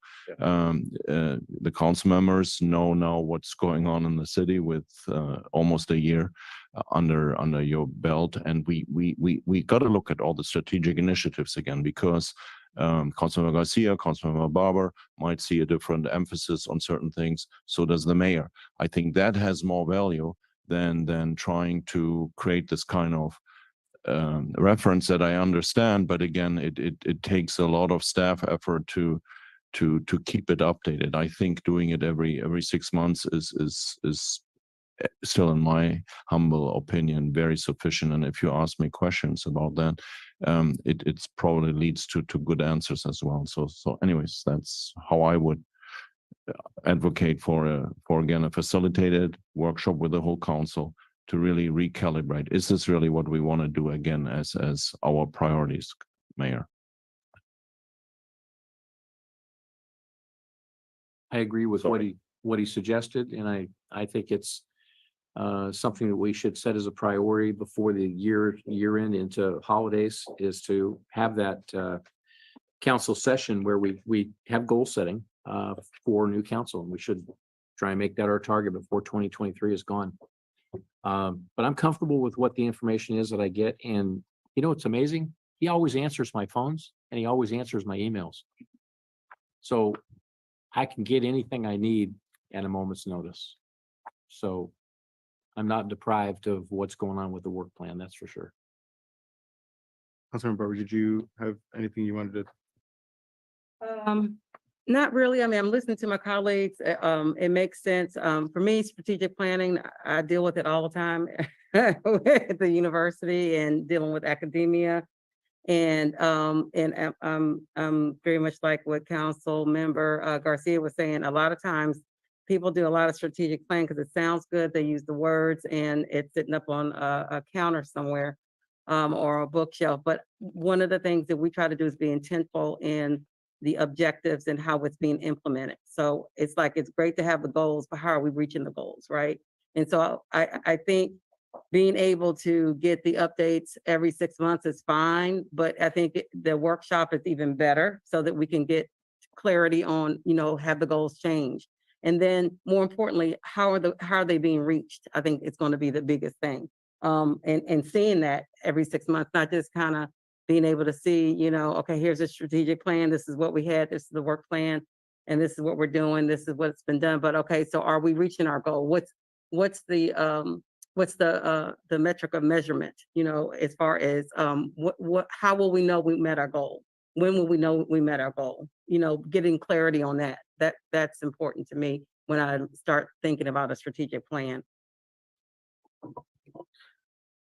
The only other comment that I would make in regards to bringing something back for strategic planning is I think there's great value in bringing somebody in from the outside that is a professional in this and isn't tied to you know, maybe the inner workings of what's going on necessarily within the city of Monterey. So I think that having that outside perspective is always really helpful in those discussions. All right, if y'all are good with it, I think it might be helpful to move on to the next topic. Yes. All right, number 7, city manager and city attorney annual performance evaluation. So if you're okay with it, I'd like to kick this off by just saying that I think the idea of hiring a consultant to assist us with this is something that I've been advocating for since coming into the city. And I think that that would be a good direction for us to go in. I represent the city on Monterey One Water, and we had this discussion. And one of the things that we discussed there about the general manager's performance evaluation that I think would be great for us to use in the city is we were trying to do the performance evaluation for the GM in January, and there was new people on the board that just started, you know, they just got sworn in the month before. So they didn't have enough time to be able to assess the general manager's performance. And so what we decided to do was have the deadline for the performance evaluation to be October. And that way they essentially almost had a complete year since the election to assess that. And so that my hope, I know the timeline's getting pretty tight now at this point, but my hope is that we do the same, that we make the end of October our deadline to complete the performance evaluation for both the city manager and the city attorney, working with the consultant on that. So that's just kind of my initial thought. Councilman Garcia. So I was thinking about this in terms of what's been my experience at the organization where I work, and I feel very lucky in that this organization has a pretty healthy culture, the way that I experienced it. And what got me thinking about it was that we recently went from having annual performance evaluations. We shifted from doing them annually to quarterly. And it's not so that not necessarily to look at performance, which is a part of it, but also to get feedback that's useful for the organization to understand, right, where are the weaknesses, where employees might be, maybe not feeling supported, not feeling comfortable with the organization. So I personally like it better that now that we've gone to a quarterly system, because it provides the opportunity for that more continuous two-way communication. So, I mean, I'm in favor of performance evaluation, and also in favor of having an outside agency come in. And I would even maybe suggest if it could be done at least twice a year, or maybe even quarterly. Who wants to go next? I think the idea of using a consultant is wise, so I'm supportive of that. I think there have been times here where we tried to do it semi-annually, and I think when I was on the school board, we tried to evaluate the superintendent semi-annually. It can be tough to meet that. I can't imagine us doing that quarterly, just to be honest. I just don't see us doing that, just because even doing it semi-annually, fitting it into all of the stuff that we have to do, because it ends up taking quite a bit of time. So I don't think that would work. I mean, I do think it's important for employees to get regular feedback. And of course, we can do that through our meetings. But I would say annually or semi-annually, and a consultant.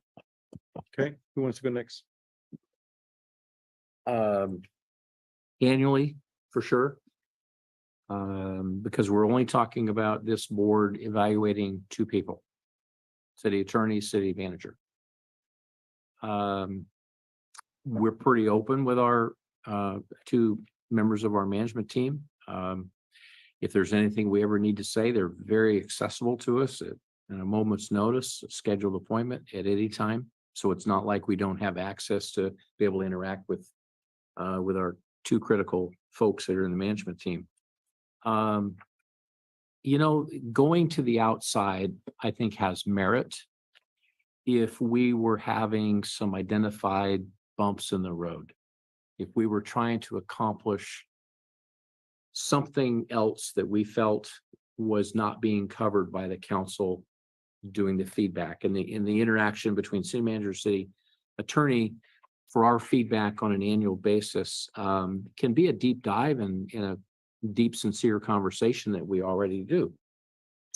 So I don't see the need to go out to a consultant and pay somebody $30,000 to, from afar, send a bunch of surveys out and then dive into the organization and wind up doing a bunch of surveys to ask other employment groups how they interact with others. And this is really for us to manage the process in our relationship for the work that they provide for the city council. So I don't see how it's an up value by having a consultant come in and do this. I think it's more important to stick to the timelines, that we don't push it off and get too busy, but we make it a high priority, that it's at the front and center, where we're doing a closed session at 4 o'clock and we manage the process before we get into the agenda items. That's where we've gotten in trouble, where we try and do it in closed session, then it's dinner, and we've got 20 minutes, or we've got legal updates, we've got the business of the matter, and then we wind up pushing it to 9:30, and then we all agree it's a lousy time to give a city manager or city attorney an evaluation when they have to go to work at 8 o'clock in the morning, and we're here at 9:30 starting a 2-hour process. So that's on us, that we have not managed that time as well as we should.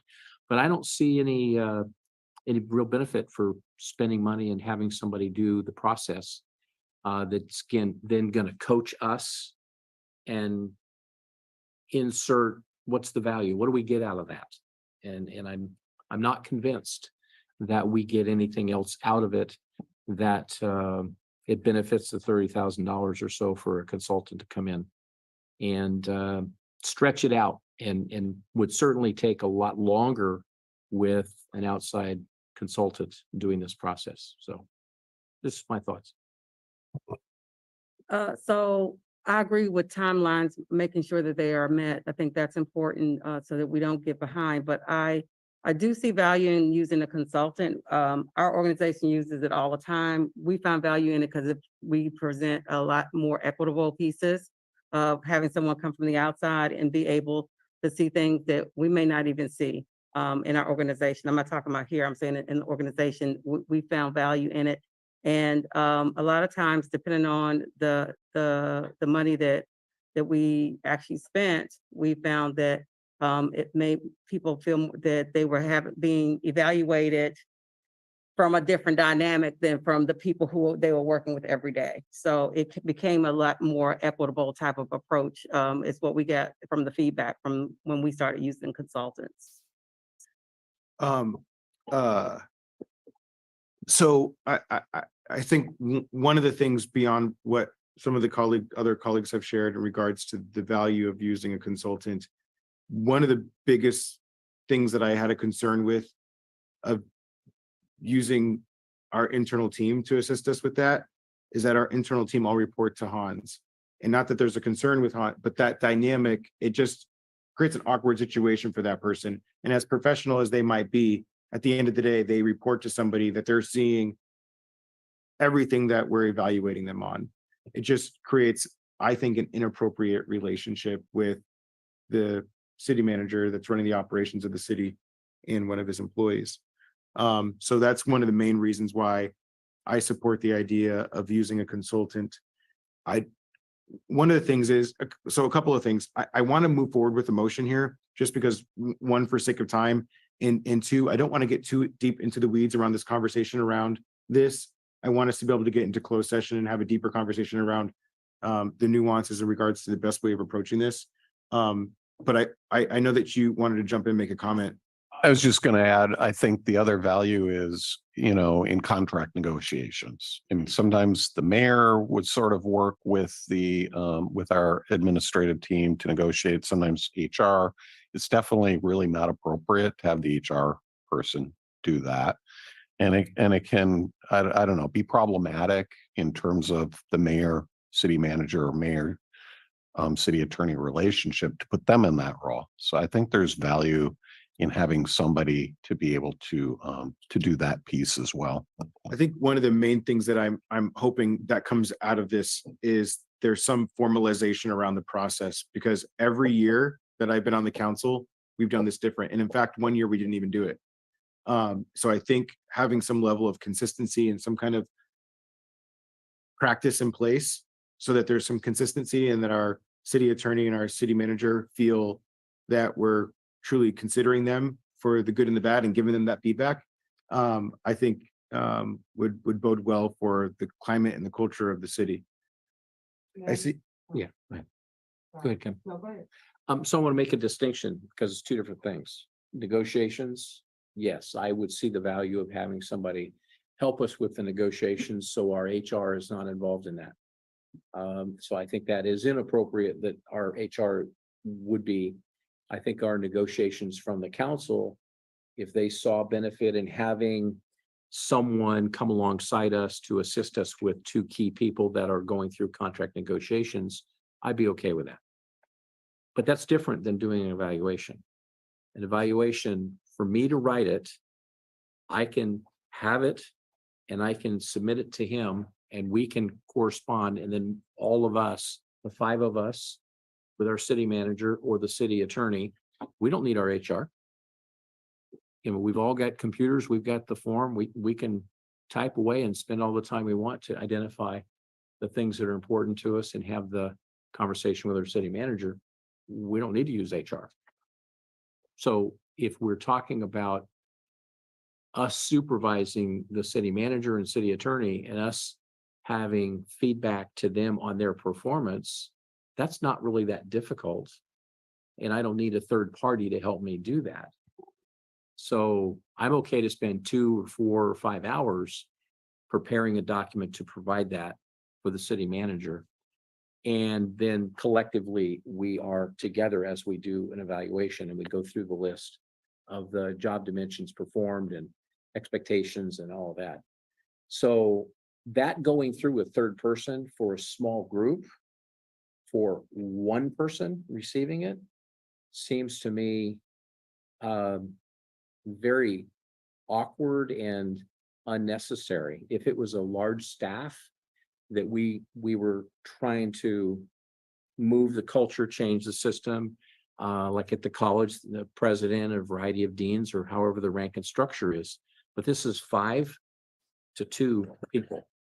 So I don't see the value of spending any money in me trying to convey how my city manager or city attorney are performing, or for me to listen from them and their perspective of what they need in resources or feedback or feeling validated. I mean, I think that's what I get elected to do. I think the citizens don't want to see any more money wasted in city government, and I just think that's an unnecessary expenditure. Barbara? No, I was just gonna make a motion, but. Let me try to make a final comment here, and then if you're okay with it, let me try to make, okay. So I think one of the things that I know that will come out of us hiring a consultant is the opportunity for us to have interviews. And yes, I think we could do okay spending 2 to 4 hours writing our feedback out and getting that drafted.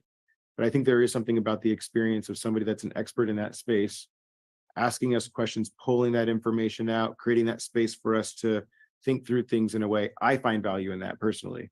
And I don't think it's a waste of an investment. If anything, I think doing it right and making sure that we give good, healthy feedback to the 2 people that we are responsible for, I think bodes well, not just for them and feeling empowered to go forth and do their position in the way that they need to do it, with the expectations and the positive affirmation with the good things that they're doing. But also just kind of setting the climate and the culture of the city. So I think there's value in that. And then I didn't want to lose sight either, because I heard this other topic brought up by Gino in regards to the frequency. And again, I think that may be something that we could discuss more as we move forward. So I don't want us to lose sight of that, because I think there's a conversation to be had there. Though I brought this thing up before when I was a council member, in the feedback that I heard from my other colleagues, which there's a level of truth to it, but I also think that there's value in us more regularly as a council approaching it, is that we each have an opportunity to talk to the city manager and the city attorney. They're accessible and we can give that feedback, and we should individually. But there is something different about us as a body coming to them and saying something versus us sitting in the dark and not knowing the issue that you might have approached and the issue that you might have approached. Right. So I think there's value in that. All that being said, let me go ahead and try to make a motion. Well, she was going to make a motion. I asked, she said, That's all, it was okay. that I move that we agendize a closed session agenda item at the next council meeting for the council to discuss process and next steps moving forward. And that process includes the hiring of a consultant to assist us with the management of performance evaluation for the city manager and the city attorney. Second. Okay. All right, any other discussion on this? I'm sorry, did I understand that you're agendizing a closed session to discuss the process again? That we're Next doing? steps, yeah. Um, I'm just trying to think of what Brown Act exemption that would fall under. Yeah, because we're not in Uh, contract negotiations. And we're only talking about the process for a perform of an evaluation. Mhm.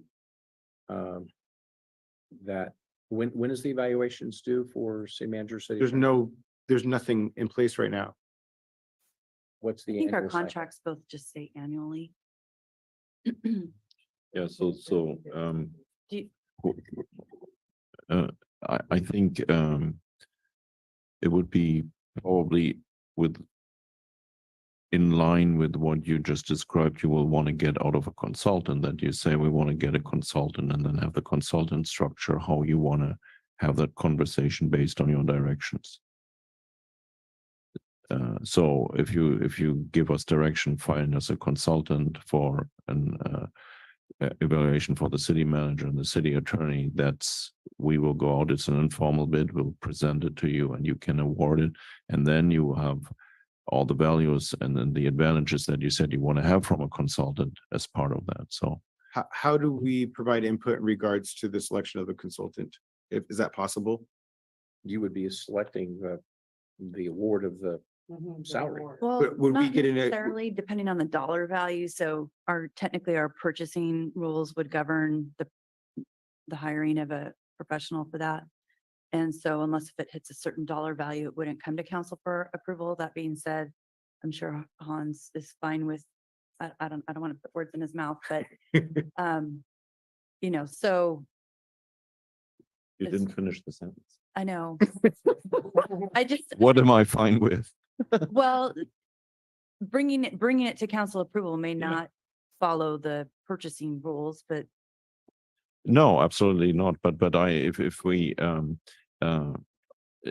but when we selected the firm hiring for the city manager recruitment, that was in public session. You had We had bid. we had 2-3 bids, and you looked at them. There was a contract for $35,000 or something, and you selected the right firm, I might say. But the point is, Right candidate too. but I think Councilmember Mayor Williamson, I apologize, Mayor Williamson. I don't get yet the notion of, but who is the consultant? I mean, that's a group of people that we would select. I don't know if there are, and I have no experience with it, but if there are different shades of consultants you don't want to bring forward, that's we will bring forward suggested 2, 3, 4 people who ever respond to that. You can have a Q&A with them here, which we had publicly for the recruitment firm for the city manager, and then you select, and if you don't like it, we'll find another set of consultants. So that's how I would have thought about it. Okay. So I will change my motion to say, put out a bid for selection of a consultant. Yeah, And bring it back as soon as possible. and then, yes, and then bring it back as soon as possible. Is there a second? Oh, I forgot I had a second. You had a second. Do you agree with the change in the motion? Okay, any other discussion? So in full disclosure, I don't want to support it, don't need to support it, and I think it's bringing a level of mechanical arbitration to something that I don't think is necessary. And I'm a fiscal conservative that doesn't like to waste taxpayers' money. And if we had an identified problem that we could point to that needed some solutions, and I looked in our eyes and said, I don't think we have the skill set we need in this 5 of us to be able to tackle this problem, I'd be all on board. But I don't have an identified problem, and I don't think there's a lack of skill in doing evaluations on our part to our 2 key people. So I think it's unnecessary. So I won't support it. Any other comments? Something that concerns me in keeping this with the council is that that level of closeness I think somebody who's not that close to city manager and city attorney would be more appropriate to do this kind of evaluation.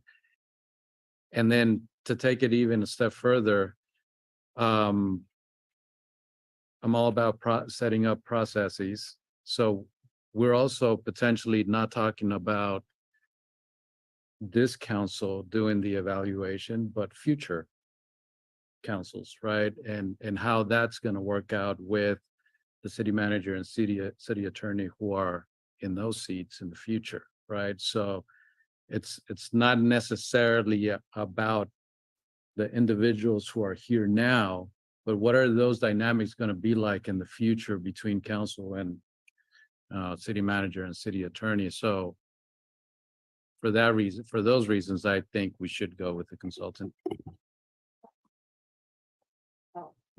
Just one last thing, and just so, in all transparency, consultancy doesn't mean anything with something being wrong.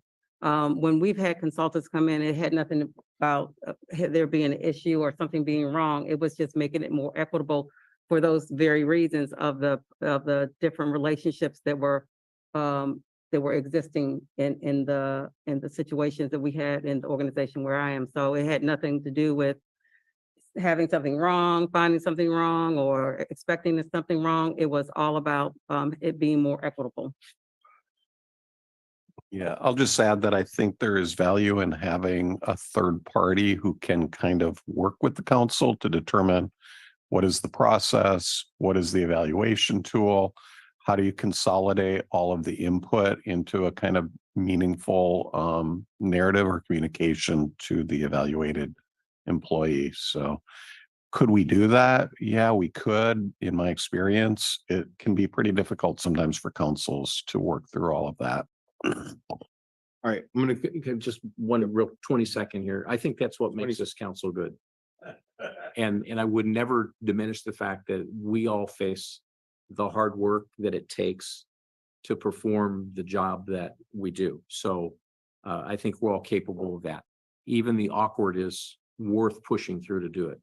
The other thing, Gino, yeah, I'm cognizant of the fact that future councils may look at this as a model, but in reality, what I've found in my experience of watching councils, they don't give a rat's what you did. They only care about what they do now.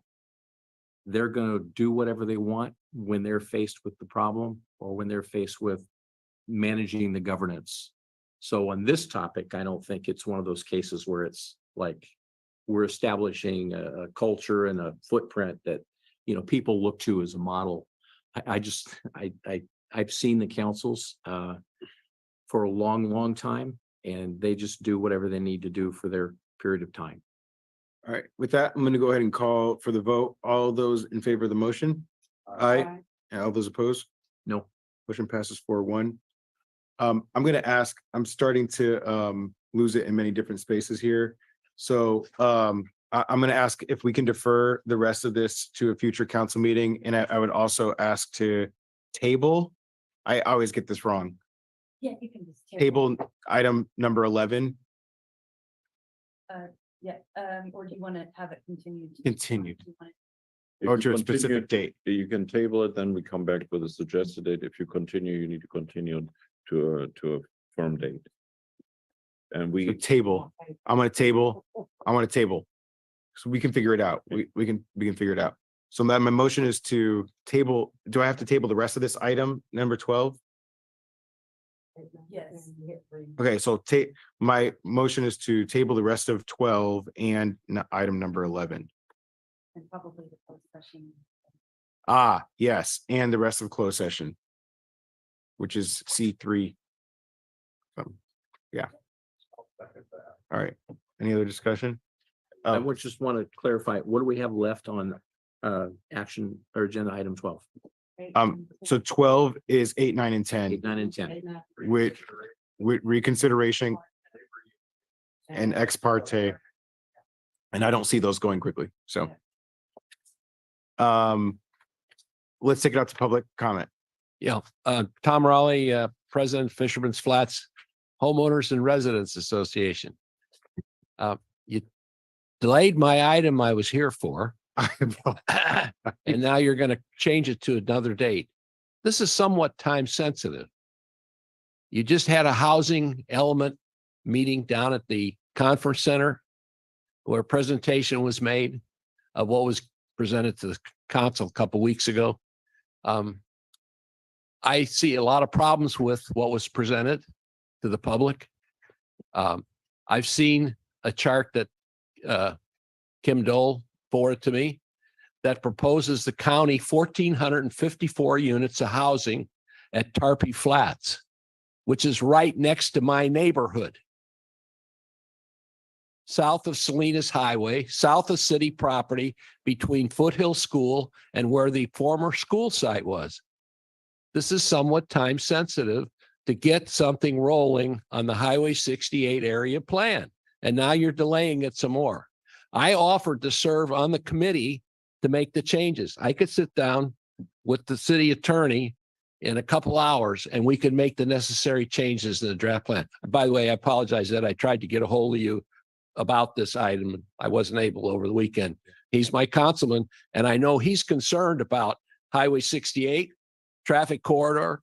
Doug Bilsey, former transportation planner, is working on the roundabout study, which will hopefully fix as much as it's ever going to be fixed. And why should we defer to Monterey County to develop right next to Monterey in our sphere of influence, where it will impact on our services, our water, our transportation? You guys have got to get refocused if you want to come up with a housing element that makes any sense than what's going on right now. So you may think you were impressed with it. I was here at the conference meeting when it was presented, and it was less than desirable. I thought it was less than desirable. So now you're delaying this. So I sat through this whole meeting. I listened to it. It was very enjoyable. By the way, Sunday, September 17th, Fisherman's Flats Park. Sunday, September 17th is our annual picnic.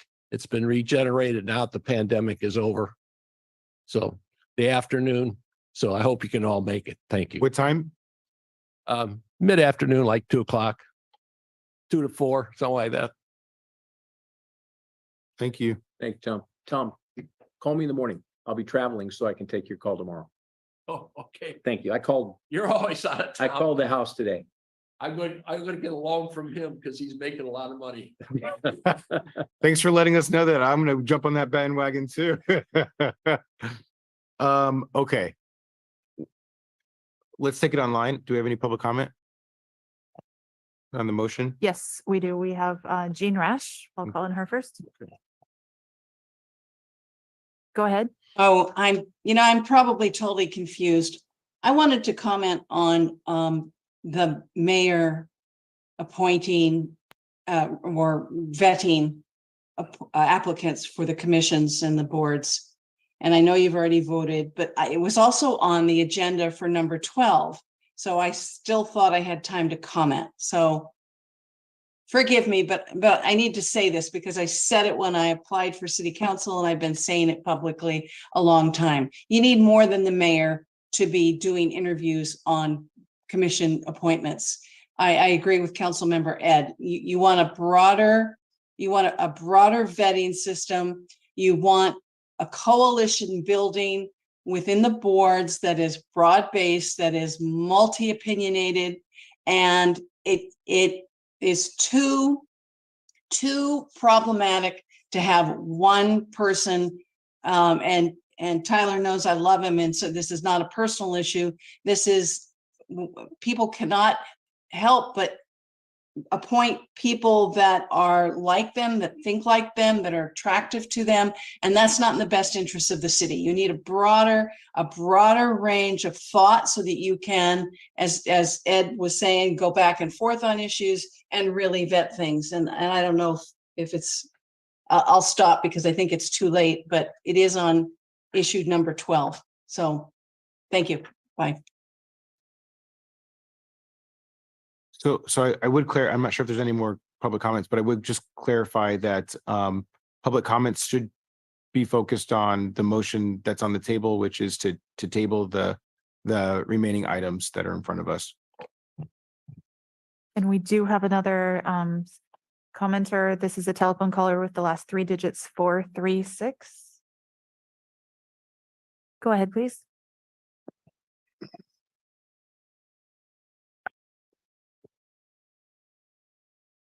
Telephone caller ending in 436. If you'd like to speak, could you go ahead, please? You'll need to dial *6 again to unmute.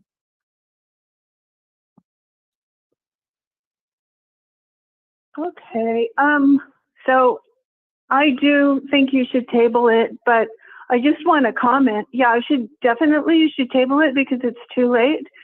But I wanted to comment that all of these things that you kind of like dumped on the public, like 12 things, it's too much to begin with because nobody can even digest it. You should, if you're going to bring something like this, you should, make it realistic, like 1, 2, 3, or something like that, but not 12 things, 12 complicated things that everybody just zones out.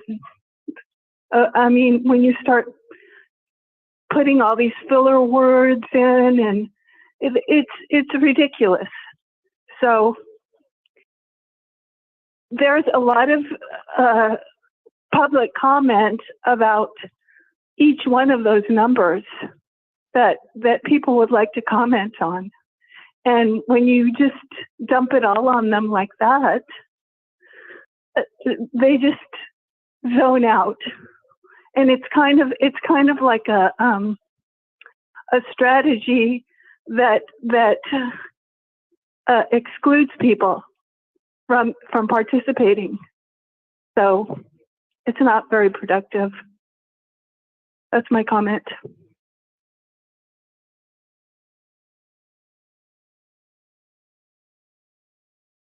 Thank you. And next we will call on Esther Malkin. Hi, I just wanted to point out that when you guys voted on the issue that Jean just tried to comment on, you didn't stop for public comment. You just went into the vote. So I'm not sure where and when that's supposed to happen, but there was no way of flagging you guys because I'm 100% sure that you went straight into the vote and didn't go for public comment. So if public comment wasn't done then, I think it obviously should be allowed now. I don't have an additional comment, but I just wanted to clarify that for Jean's comment. Thank you.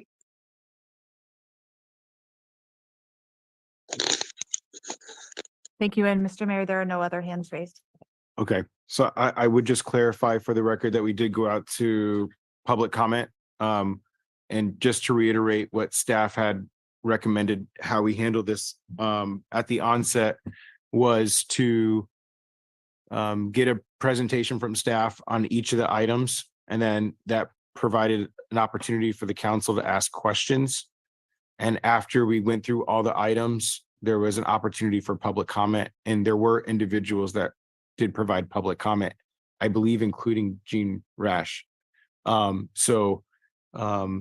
think we're good there. And I do just want to comment in regards to the concern from the other speaker regarding this being a lot. It is a lot. And that's why I think we're looking at tabling some of this tonight. We are, the discussion is governance, and there's a lot going on. There's a lot of business in front of the city. And so, in as much as we wish that we had more time to discuss all these things, we have to make sure that we're moving forward with these things in as efficient way as possible, but also trying to create transparency. So nothing says that if there's a desire for discussing some of these items more, for folks in the public to provide public comment to the council, in general public comment, or send us an email. And if there's something significant enough, I'm sure that the council would be willing to entertain that and reconsider decisions that we've made in regards to how we handle the governance of the council. So at the next meeting, not tonight. Okay, so we have a motion. Any other discussion on the council? Hope you feel better. All those in favor? Aye. Any opposed? Motion passes unanimously. Council comments. What'd you say? Council. Oh, council comments. Council comments. Anybody?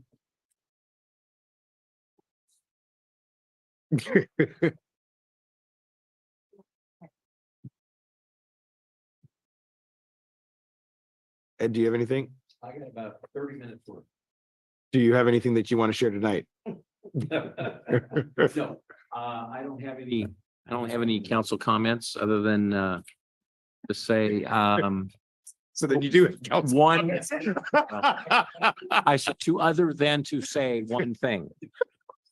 And that thank you for the well wishes for my birthday. Absolutely. But also my mother's birthday would have been tomorrow.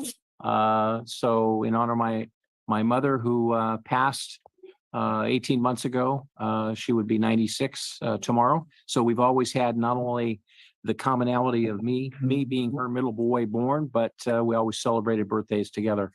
So tomorrow she would be 96. So my thoughts are with her. Yeah. Thanks for sharing that with us. That's a special moment. I'm going to do this in 30 seconds. So I met with leaders of the firefighters recently, and I just wanted to share one item they brought to my attention, which is a concern about fire engines and making sure that we have enough that are really fit for service. So we did order a couple, what was it, maybe back in the spring, but it takes a long time to get them made.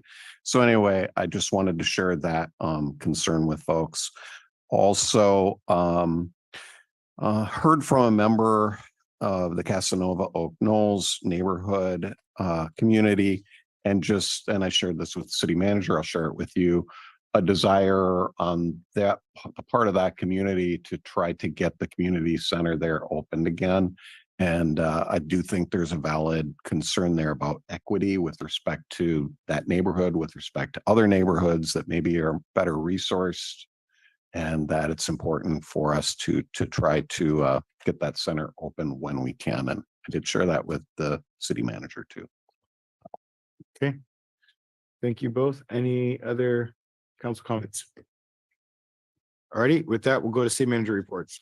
Only one comment. We tried to organize a special closed session for August 30th. That's a Wednesday. We want to present to you in closed session a progress report about the ENA discussions with Mid-Penn Housing about the affordable housing behind City Hall, and that will be on August 30th at 4 o'clock.